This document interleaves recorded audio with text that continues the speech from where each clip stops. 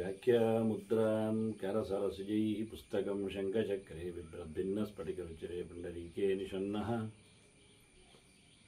अम्लानश्रीरमृतविशदेरंशपिप्लावय नमाविर्भूयादनगमहिमा मानसे वागधीशः नमस्ते प्राणेश प्रणत विभवायावनिमगाः नमः स्वामिन् रामप्रियतमनवन् गुरुगुणा नमस्तुभ्यं भीमप्रभातम कृष्णेष्ट भगवन् नमः श्रीमन्मध्वप्रदिश सुदर्शन्नो जय जय श्रीगुरुभ्यो नमः नारायणं सुरगुरुं जगदेकनाथं भक्तप्रियं सकललोकनमस्कृतं च त्रैगुण्यवर्जितमजं विभवाद्यमीशं वन्दे भगवद्गुणम् अमरासुरसिद्धवन्द्यं नारायणं नमस्कृत्य नरं चैव नरोत्तमं देवीं सरस्वतीं व्यासं ततो जयमुदीरये ವೇದವ್ಯಾಸರ ಮಹಾಭಾರತದ ಚಿಂತಕರಿಗೆ ವಂದನೆಗಳು.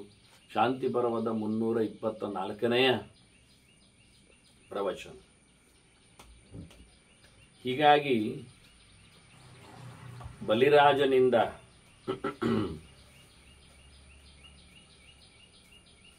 ಸಂಪತ್ತಿನ ಅಧಿದೇವತೆ ಹೊರಗೆ ಬಂದದ್ದು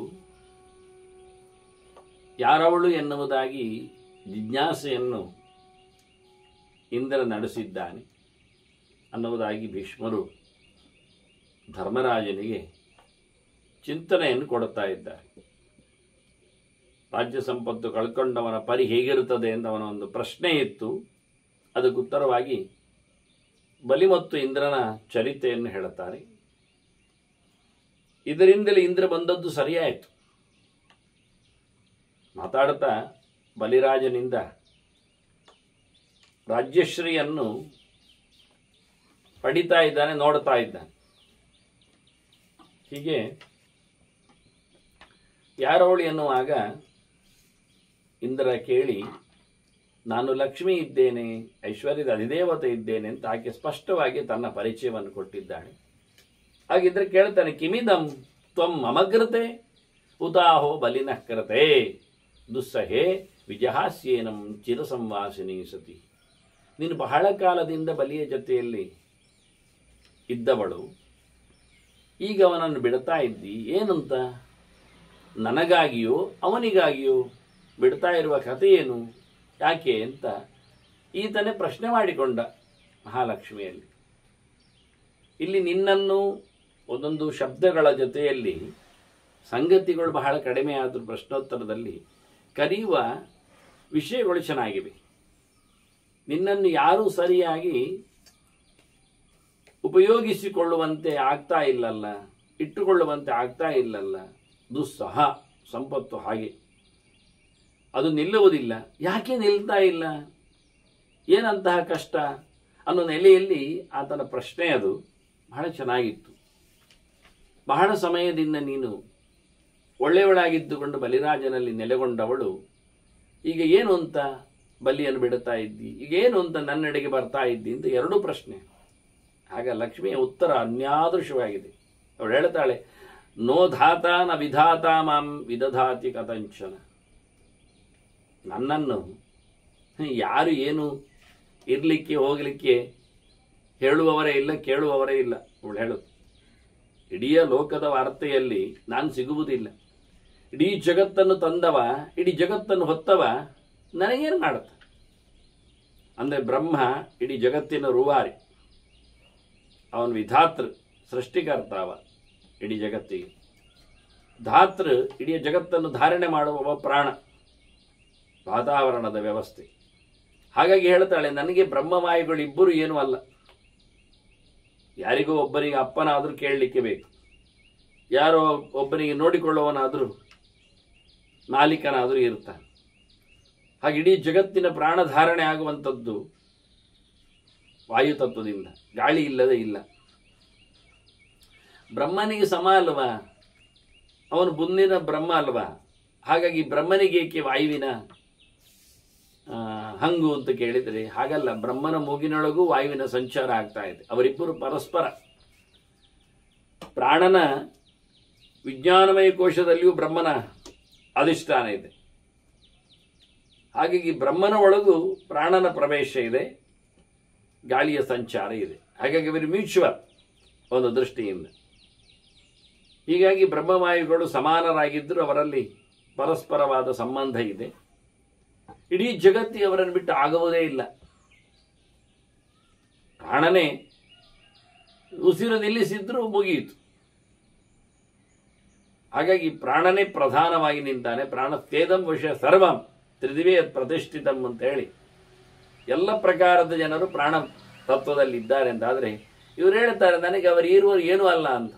ನನ್ನ ಮೂಗಿನಲ್ಲಿ ಗಾಳಿಯೂ ಸಂಚಾರ ಮಾಡುವುದಿಲ್ಲ, ಪ್ರಾಣ ನನ್ನನ್ನು ನಿಯಂತ್ರಿಸುವುದಿಲ್ಲ, ನನ್ನನ್ನು ತಂದುಕೊಟ್ಟವ ಸೃಷ್ಟಿ ಮಾಡುವ ಚತುರ್ಮುಖರೂ ಅಲ್ಲ, ನಾನು ಅವನಿಂದ ಸೃಷ್ಟಲಾದವಳು ಅಲ್ಲ, ನಾನು ಪ್ರತ್ಯೇಕ. ಹಾಗಾಗಿ ನಾನು ಜೀವಕೋಟಿಯಲ್ಲಿ ಬರುವುದೇ ಇಲ್ಲ. ಜೀವನಾದವನಿಗೆ ಉಪಜೀವಕತ್ವ ಬೇಕು ಅಂತ ಬದುಕಲಿಕ್ಕೆ ಒಂದು ಆಸರೆ ಬೇಕು, ಅದು ಪ್ರಾಣ ಬೇಕು. ಸೃಷ್ಟಿಗೆ ಬ್ರಹ್ಮ ಬೇಕು. ಬ್ರಹ್ಮಣ ಸೃಷ್ಟಪೂರ್ವಮಿ ಅಂತ ಅವನು ಜೀವಾಭಿಮಾನಿ ಇದ್ದಾನೆ, ಜೀವ ಕಲಾಭಿಮಾನಿ ಇದ್ದಾನೆ ಚತುರ್ಮುಖ. ಹಾಗಾಗಿ ಜೀವನನ್ನು ಉಜ್ಜೀವನಗೊಳಿಸುವಲ್ಲಿ ಇವರೀರುವರ ಪಾತ್ರ ಇದೆ. ಜೀವನ ಅಳ್ಳದವಳು ಲಕ್ಷ್ಮಿ. ಹಾಗಾಗಿ ಸರ್ವಸ್ವತಂತ್ರಳೆ ಮಹಾಲಕ್ಷ್ಮಿ ಅಂದರೆ ಉತ್ತರ ಪೂರ್ತಿ ಕೊಟ್ಟಿಲ್ಲ. ಅವಳು ಹೇಳಿದ್ಲು, ನಿನ್ನೆಗೆ ಸಂಬಂಧಪಟ್ಟಂತೆ ನೋಡಿಕೊಂಡ್ರೆ ಜೀವಲೋಕದಲ್ಲಿ ಸಂಬಂಧಪಟ್ಟರೆ ನನಗಾರು ಏನು ಹೇಳುವವರು ಕೇಳುವರಿಲ್ಲ. ಮತ್ತೆ ನನಗಿದ್ದಾನೆ ಕಾಲಸ್ತು ಶಕ್ರ ಪರ್ಯಾಯಾತ್ ಮೈವಂ ಶಕ್ರವಮನ್ಯಥ. ನನಗೆ ಕಾಲ ಇತ್ತ. ಕಾ ಅಂದರೆ ಸುಖ ಅಂತ ಅರ್ಥ. ಕಂ ಸುಖಂಚ ಪ್ರಕೀರ್ತಿತಂ ಕಂ ಬ್ರಹ್ಮ ಖಂ ಬ್ರಹ್ಮ ಅಂತ ಶ್ರುತಿಯವನನ್ನು ಮಾತಾಡಿಸದೆ. ಅಕಯ ಪ್ರಭಿಸಂಭೋಮ ಸಕಃ ವಿಷ್ಣುಮಾಚಕಃ ಅಂತ ಮೊದಲಕ್ಷರ ಅಲ್ಲ. ಮೊದಲಕ್ಷರ ನಾವು ಕೇಳಿದ್ದು ಆ ಅಲ್ವಾ? ಶಾಲೆಯಲ್ಲಿ ಹೇಳಿಕೊಡುವಾಗ ಆ ಆ ಇ ಅಂತ ಹೇಳಿಕೊಟ್ಟೆ. ಅದು ಸ್ವರ ಮಾರಾಯರೆ, ಮತ್ತೆ ಅದು ಸೇರಿಸಲಿಕ್ಕಿರುವಂಥದ್ದು. ಆದರೆ ನಿಜವಾಗಿ ವ್ಯಂಜನ ಶುರುವಾಗುವುದು ಕಾದಿಂದ. ಹಾಗಾಗಿ ಕ ಎನ್ನುವುದು ಮೊದಲಕ್ಷರವಾಗಿ ಪರಿಗಣಿತವಾಗಿದೆ. ಅದೇನನ್ನು ಹೇಳ್ತದೆ ಅಂದರೆ ಆನಂದದ ರಾಶಿಯನ್ನು ಹೇಳ್ತದೆ. ಕ ಅಂತ ತಲೆಯನ್ನು ಹೇಳ್ತದೆ. ಕಂಶಿರಹ ಅಂತೇಳಿ ತಲೆಯು ಕಕಾರಕ್ಕೆ ಅರ್ಥವಾಗಿದೆ. ಶಬ್ದವು ಕಕಾರದಿಂದ ಶುರುವಾಗುವುದು. ಕವಿ ಅಂದ್ರೇನು? ಶಬ್ದ ಮಾಡ್ತಾನೆ ಅಂತ ಅರ್ಥ. ಹಾಗಾಗಿ ಇಡೀ ವಾಂಗ್ಮಯದ ಪ್ರಪಂಚದ ಒಂದು ವಿಶೇಷ ಶಬ್ದದಲ್ಲಿ ಕಕಾರಕ್ಕೆ ಸೇರಿಕೊಳ್ಳುತ್ತದೆ. ಅದರಿಂದ ಭಗವಂತನು ಆನಂದದ ಮುದ್ದೆ. ಅಲಂಕ ಕಾಲ ಅಂದರೆ ಪೂರ್ಣವಾದ ಆನಂದವುಳ್ಳವನು.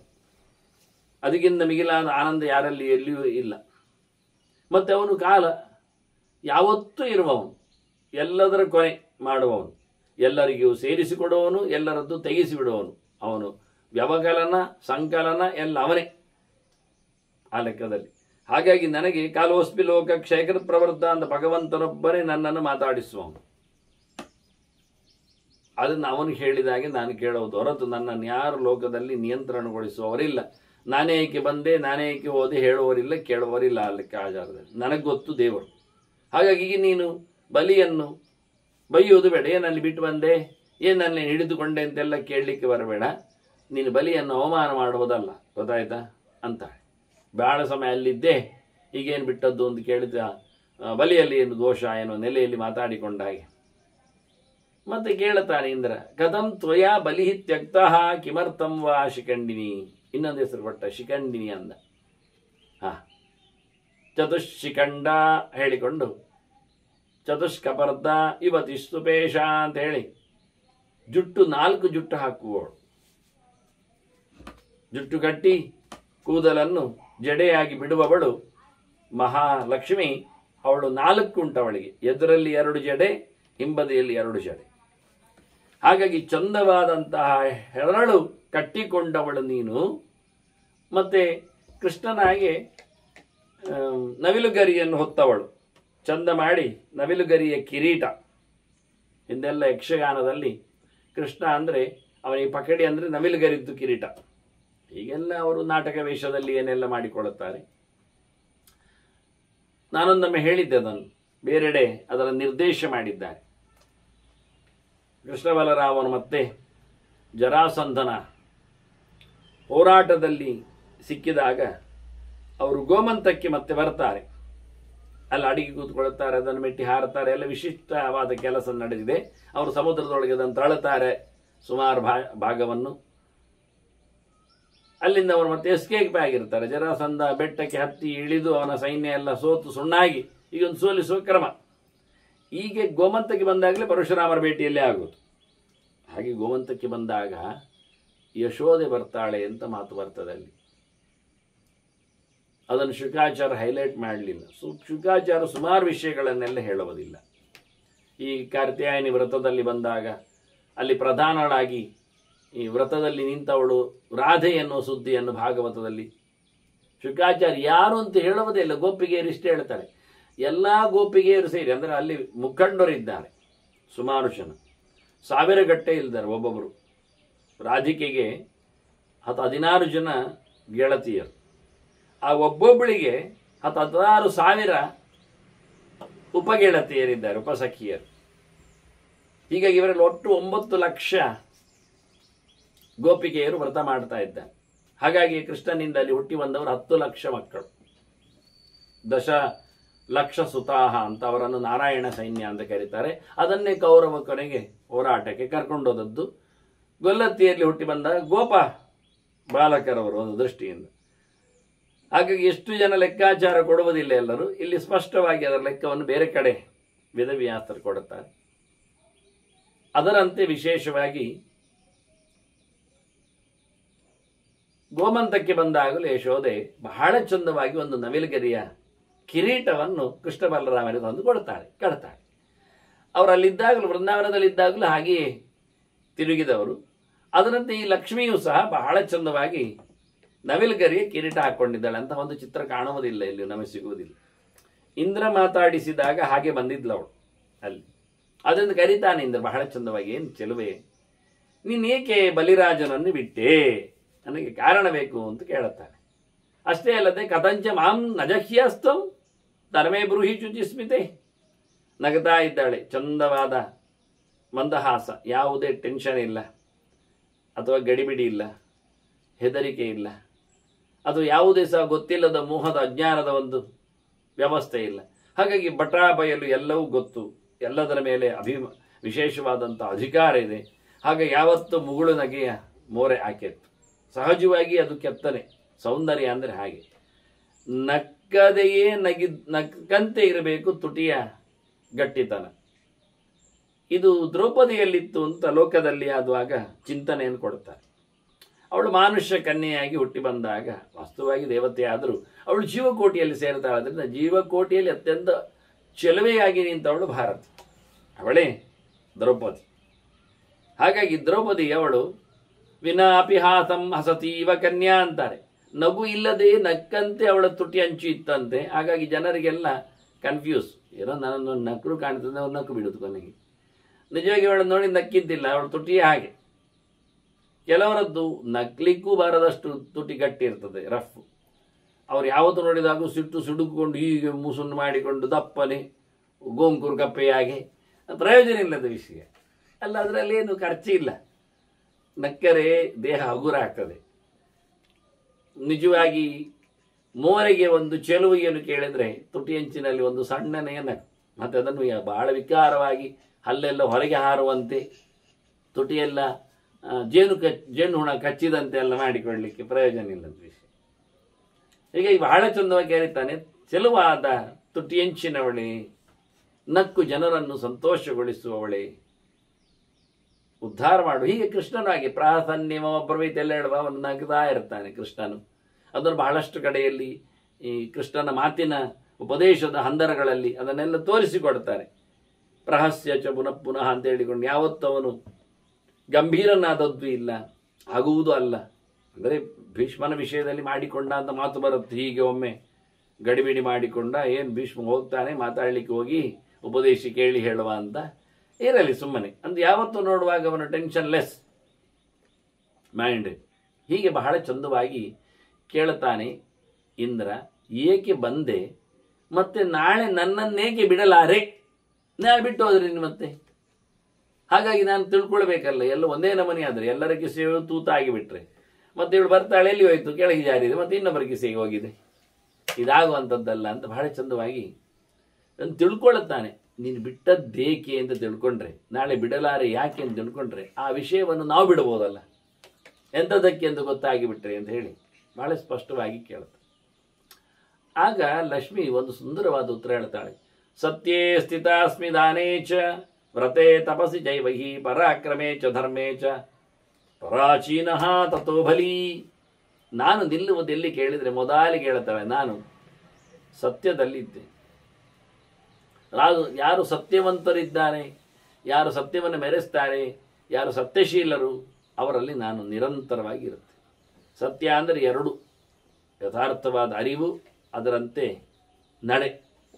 ವಾಸ್ತವವಾಗಿ ಸತ್ಯಂ ವದ ಧರ್ಮಂಚರ ಅಂತ ಹೇಳಿ, ಸತ್ಯೇಚ ಧರ್ಮೇಚ ರಥಃ ಸದೈವ ಅಂತ ಹೇಳಿ ಪ್ರಾಣತತ್ವಕ್ಕೆ ಅದು ಬಹಳ ಇಷ್ಟವಾದಂತಹ ಸಂಗತಿಯಾಗಿ ಭಾರತ ಉಲ್ಲೇಖ ಮಾಡ್ತದೆ.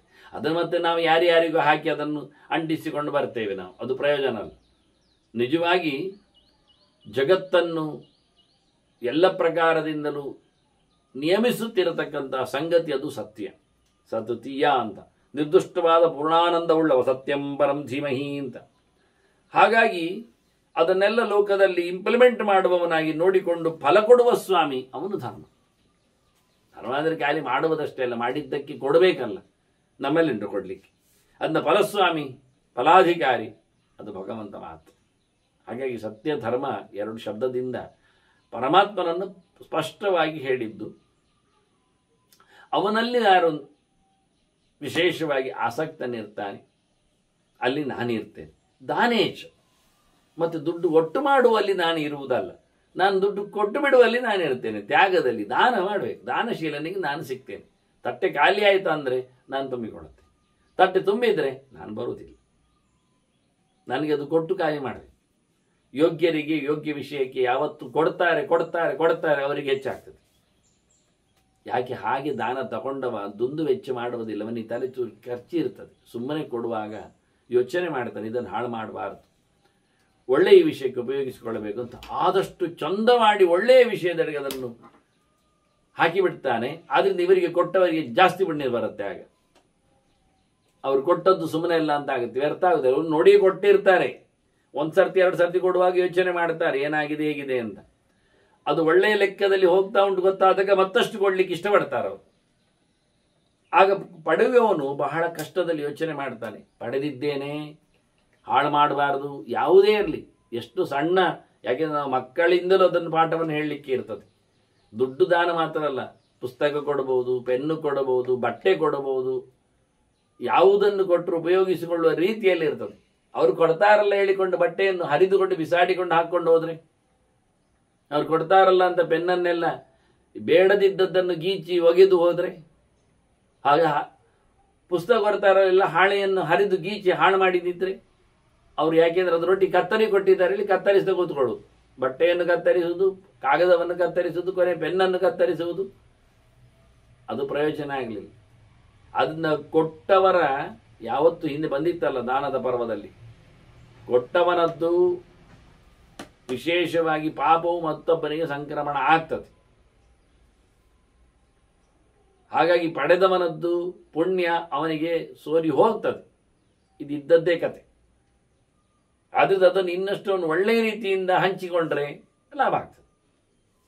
ಒಬ್ಬ ಅಕ್ಕಿ ಒಂದು ಮೂಟೆ ಕೊಟ್ಟ ಒಬ್ಬನಿಗೆ ಅಂದರೆ ಅಲ್ಲಿ ದೊಡ್ಡ ಮಟ್ಟಿನ ದಾನ ಆಯಿತು. ಆದರೆ ಅದನ್ನು ನಾವು ನೂರಾರು ಜನರಿಗೆ ಚಂದ ಮಾಡಿ ಅದನ್ನು ವಿನಿಯೋಗಿಸಿ ಬೆಳೆಸಿ ಪೂಜೆ ಪುನಸ್ಕಾರ ಹಂಚಿದರೆ ಬಹಳಷ್ಟು ದೊಡ್ಡ ಲಾಭವನ್ನು ಪಡೆದುಕೊಳ್ಳಿ. ಇಬ್ಬರಿಗೆ ಎಲ್ಲರಿಗೂ ನಾವು ತಿಳ್ಕೊಂಡದ್ದು ಯಾವುದು ಕೆಲಸ ಯಾವುದು ಪುಣ್ಯ ಅಂತ. ಗಮ್ಮತ್ತಿನಲ್ಲಿ ದೇವರ ಕೋಣೆಯಲ್ಲಿ ಪೂಜೆ ಮಾಡುವವನಿಗೆ ಭಾರಿ ಪುಣ್ಯ ಅಂತ. ಸತ್ಯ ಹೇಳುವುದಾದ್ರೆ ಅವನಿಗೆ ಬಹಳ ಕಡಿಮೆ. ಯಾಕೆ ಎಸೆಂಬರ್ಡ್ ಅದು ನೋಟ್ಸ್ ಎಲ್ಲರೂ ಒಟ್ಟುದೊಂದು ಹಾಕಿಟ್ಟಿದ್ದಾರೆ. ಅಡಿಗೆಯವರು ಅಡಿಗೆ ಮಾಡಿಟ್ಟಿದ್ದಾರೆ, ಹೂವಿನವರು ಹೂವು ತರಿಸಿದ್ದಾರೆ, ಬತ್ತಿಯವರು ಬತ್ತಿ ಮಾಡುತ್ತಾರೆ, ಗಂಟೆಯವರು ಗಂಟೆ ಹೊಡಿತಾರೆ, ನೀರು ತಂದು ಕೊಡ್ತಾರೆ, ಅವನಿಗೆ ಗಂಧ ಮಾಡ್ತಾನೆ. ಇನ್ನಷ್ಟು ಏನಿಲ್ಲ, ಸುಮ್ಮನೆ ಎಗರಿಸುವುದು ಏರಿಸುವುದು ಅಷ್ಟೇ. ನಿಜವಾಗಿ ಏನಲ್ಲ, ಪ್ರಯತ್ನ ಜಾಸ್ತಿ ಇಲ್ಲ.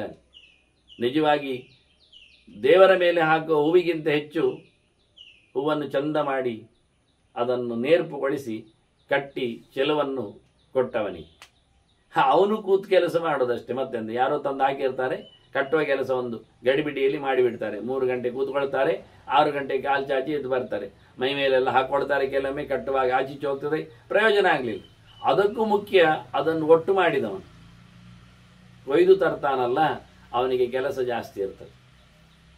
ಕೊಯ್ದು ತಂದದ್ದಕ್ಕೆ ಆಯ್ತು ಇವ ಕಟ್ಟುವುದು, ಇವ ಕಟ್ಟಿದ್ದಕ್ಕೆ ಆಯ್ತು ಅವನಿಗೆ ಏರಿಸುವುದು. ನೋಡಿ ಸಿಕ್ಕಿಬಿದ್ದದ್ದು ಡಿಪೆಂಡೆನ್ಸ್. ನಿಜವಾಗಿ ಕೊಯ್ದವನ ಕೆಲಸಕ್ಕಿಂತಲೂ ಜಾಸ್ತಿ ಅದು ತೋಟದಲ್ಲಿ ಬೆಳೆಸಿದವನು. ನೀರು ಹಾಕಿ ಪಾತಿ ಹಾಕಿ ಅದನ್ನು ಟ್ರಿಮ್ ಮಾಡಿ ನೋಡಿಕೊಂಡು ಹುಳ ಇದ್ದರೆ ತೆಗೆದೆಲ್ಲ ಸರಿ ಮಾಡ್ತಾನೆ. ಅದು ಯಾವತ್ತೇ ಅರಳಲಿ ಯಾವತ್ತೇ ಆಗಲಿ ಅದಕ್ಕೆ ಬೇಕಾದ ಕೆಲಸ ಅಲ್ಲಿಂದ ಶುರುವಾಗ್ತದೆ. ಅದರಿಂದ ಅಡುಗೆಯವನು ಸಮರ್ಪಣೆ ಮಾಡೋದು ದೊಡ್ಡ ಸಂಗತಿ ಅಲ್ಲ. ಅದಕ್ಕಿಂತ ಮೊದಲು ತಯಾರು ಮಾಡ್ತಾರಲ್ಲ, ಆ ಬಿಸಿಯಲ್ಲಿ ಕೂತು ಮೇಲೆ ಕೆಳಗೆ ಮಾಡಿ ಇಷ್ಟೆಲ್ಲ ಕಷ್ಟಪಡುವುದು, ಎಷ್ಟೆಲ್ಲ ಹಾಕಿ ಏನು ಅಂತ. ಅದಕ್ಕೂ ಮೊದಲು ಆ ರೈತ ಇದ್ದಾನಲ್ಲ, ಅಂಗಡಿಯಿಂದ ತಂದಾಕಿದ್ದಕ್ಕಿಂತ ಹೆಚ್ಚು ಅಂಗಡಿಗೆ ಕೊಟ್ಟವನಿದ್ದಾನಲ್ಲ ರೈತ, ಆ ಮಳೆಯಲ್ಲಿ ಆ ಕೆಸರಲ್ಲಿ ಕೆಲಸ ಮಾಡಿದವ, ಅವನಿಗೆ ಹೋಗ್ತದೆ. ಗುಡಿಯಲ್ಲಿ ಮಾಡಿದ ಸಮರ್ಪಣೆಯ ಪುಣ್ಯ 3 ಮುದ್ದೆ ಅಲ್ಲಿ ಹೋಗ್ತದೆ. ಯೋಚನೆ ಮಾಡಿ. ರೈತನ ಜೊತೆಯಲ್ಲಿ ಸೇರಿಕೊಳ್ಳುತ್ತದೆ, ಅಲ್ಲಿಂದ ಮಾರ್ಕೆಟ್ಗೆ ಬರ್ತದೆ, ಅಂಗಡಿಗಳಿಗೆ ವ್ಯಾಪಾರಿಗಳಿಗೆ, ಅಲ್ಲಿಂದ ಬರ್ತದೆ ಅಡಿಗೆಯವರ ಹತ್ತಿರದಲ್ಲಿ, ಮತ್ತೆ ಬರುವಂಥದ್ದು ದೇವರ ಗುಡಿಯಲ್ಲಿ ಸಮರ್ಪಣೆ ಮಾಡುವವರು. ಇದೆಲ್ಲ ಯೋಚನೆ ಮಾಡಿಕೊಂಡಿದ್ರು. ಆದ್ರಿಂದ ಇವರು ಬಹಳ ಚೆನ್ನಾಗಿ ಹೇಳ್ತಾಳೆ, ಸತ್ಯೇ ಸ್ಥಿತ ಅಸ್ಮಿ ದಾನೇಶ. ಈಗ ಕೊಡುವುದು ಯಾರು ಎಲ್ಲಿ ನೋಡಿ. ಆದ್ರಿಂದ ಇಲ್ಲಿ ಕೊಡ್ಲಿಕ್ಕಿರುವಂಥದ್ದು ಶ್ರಮ ಇದೆ, ಸಮಯ ಇದೆ. ರೈತ ಇಡೀ ದಿನ ಕೊಟ್ಟಿದ್ದಾನೆ, ರೈತ ಇಡೀ ದೇಹವನ್ನು ಸಮರ್ಪಿಸಿದ್ದಾನೆ. ಅಂಗಡಿಯವರು ಹಗಲು ಕೊಟ್ಟಿದ್ದಾರೆ, ರಾತ್ರಿ ಕೊಡಲಿಲ್ಲ.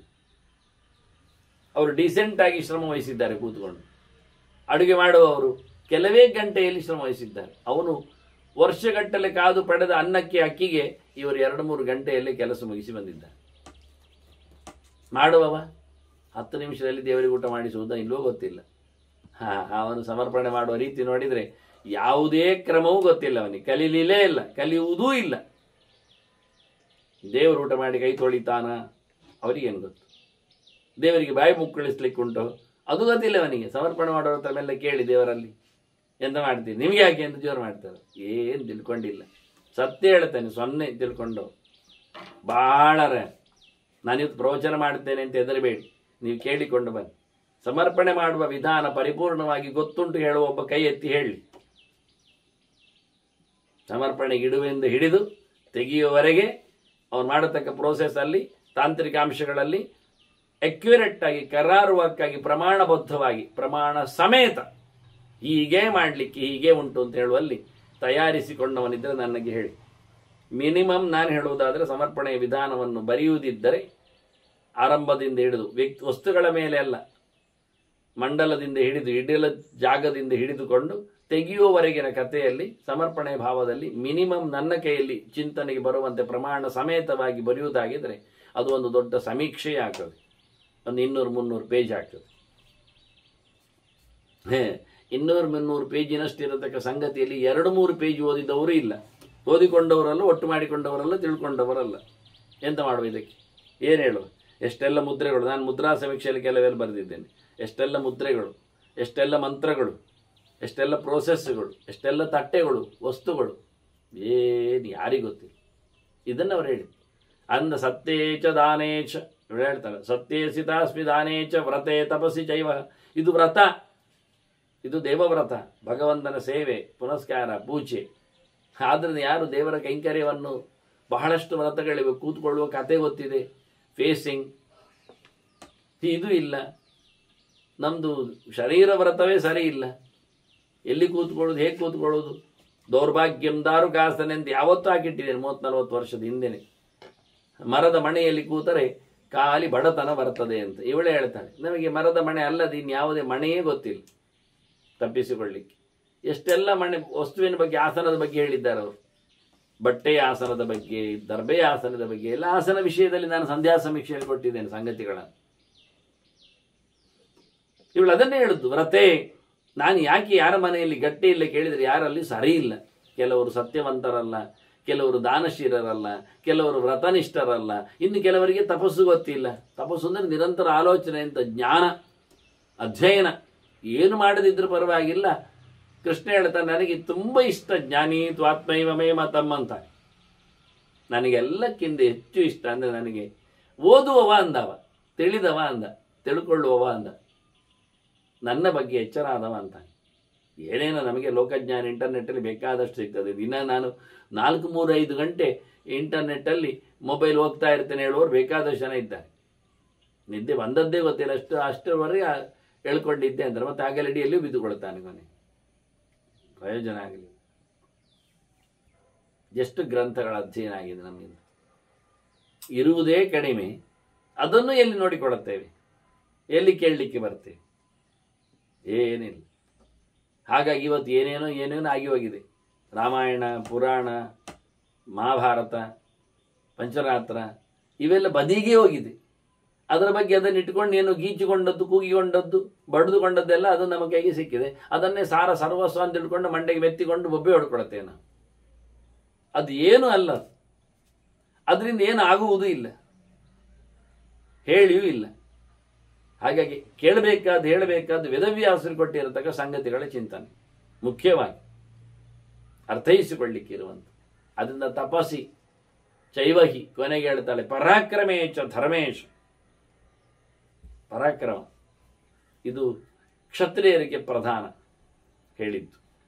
ಯುದ್ಧಶೀಲನಾಗಬೇಕು, ಹೇಳಿ ಆಗಬಾರ್ದು, ಪಲಾಯನ ಮಾಡುವವನಿಲ್ಲ, ಅವನಲ್ಲಿ ನಾನು ಕೂತ್ಕೊಳ್ಳೋದಿಲ್ಲ, ಬೆನ್ನ ಹಿಂದೆ ನಾನು ಓಡಿ ಬರ್ತೇನೆ, ಓಡುವ ರಾಜನ ಬೆನ್ನಿಂದ ಹೇಳಿಕೊಂಡು ಇಲ್ಲ. ಆದರೆ ನನಗೆ ಪಲಾಯನನ್ನು ಬೇಡ, ಪರಾಕ್ರಮಿ ಬೇಕು, ಬಲಿಷ್ಠನಾದವು ಬೇಕು.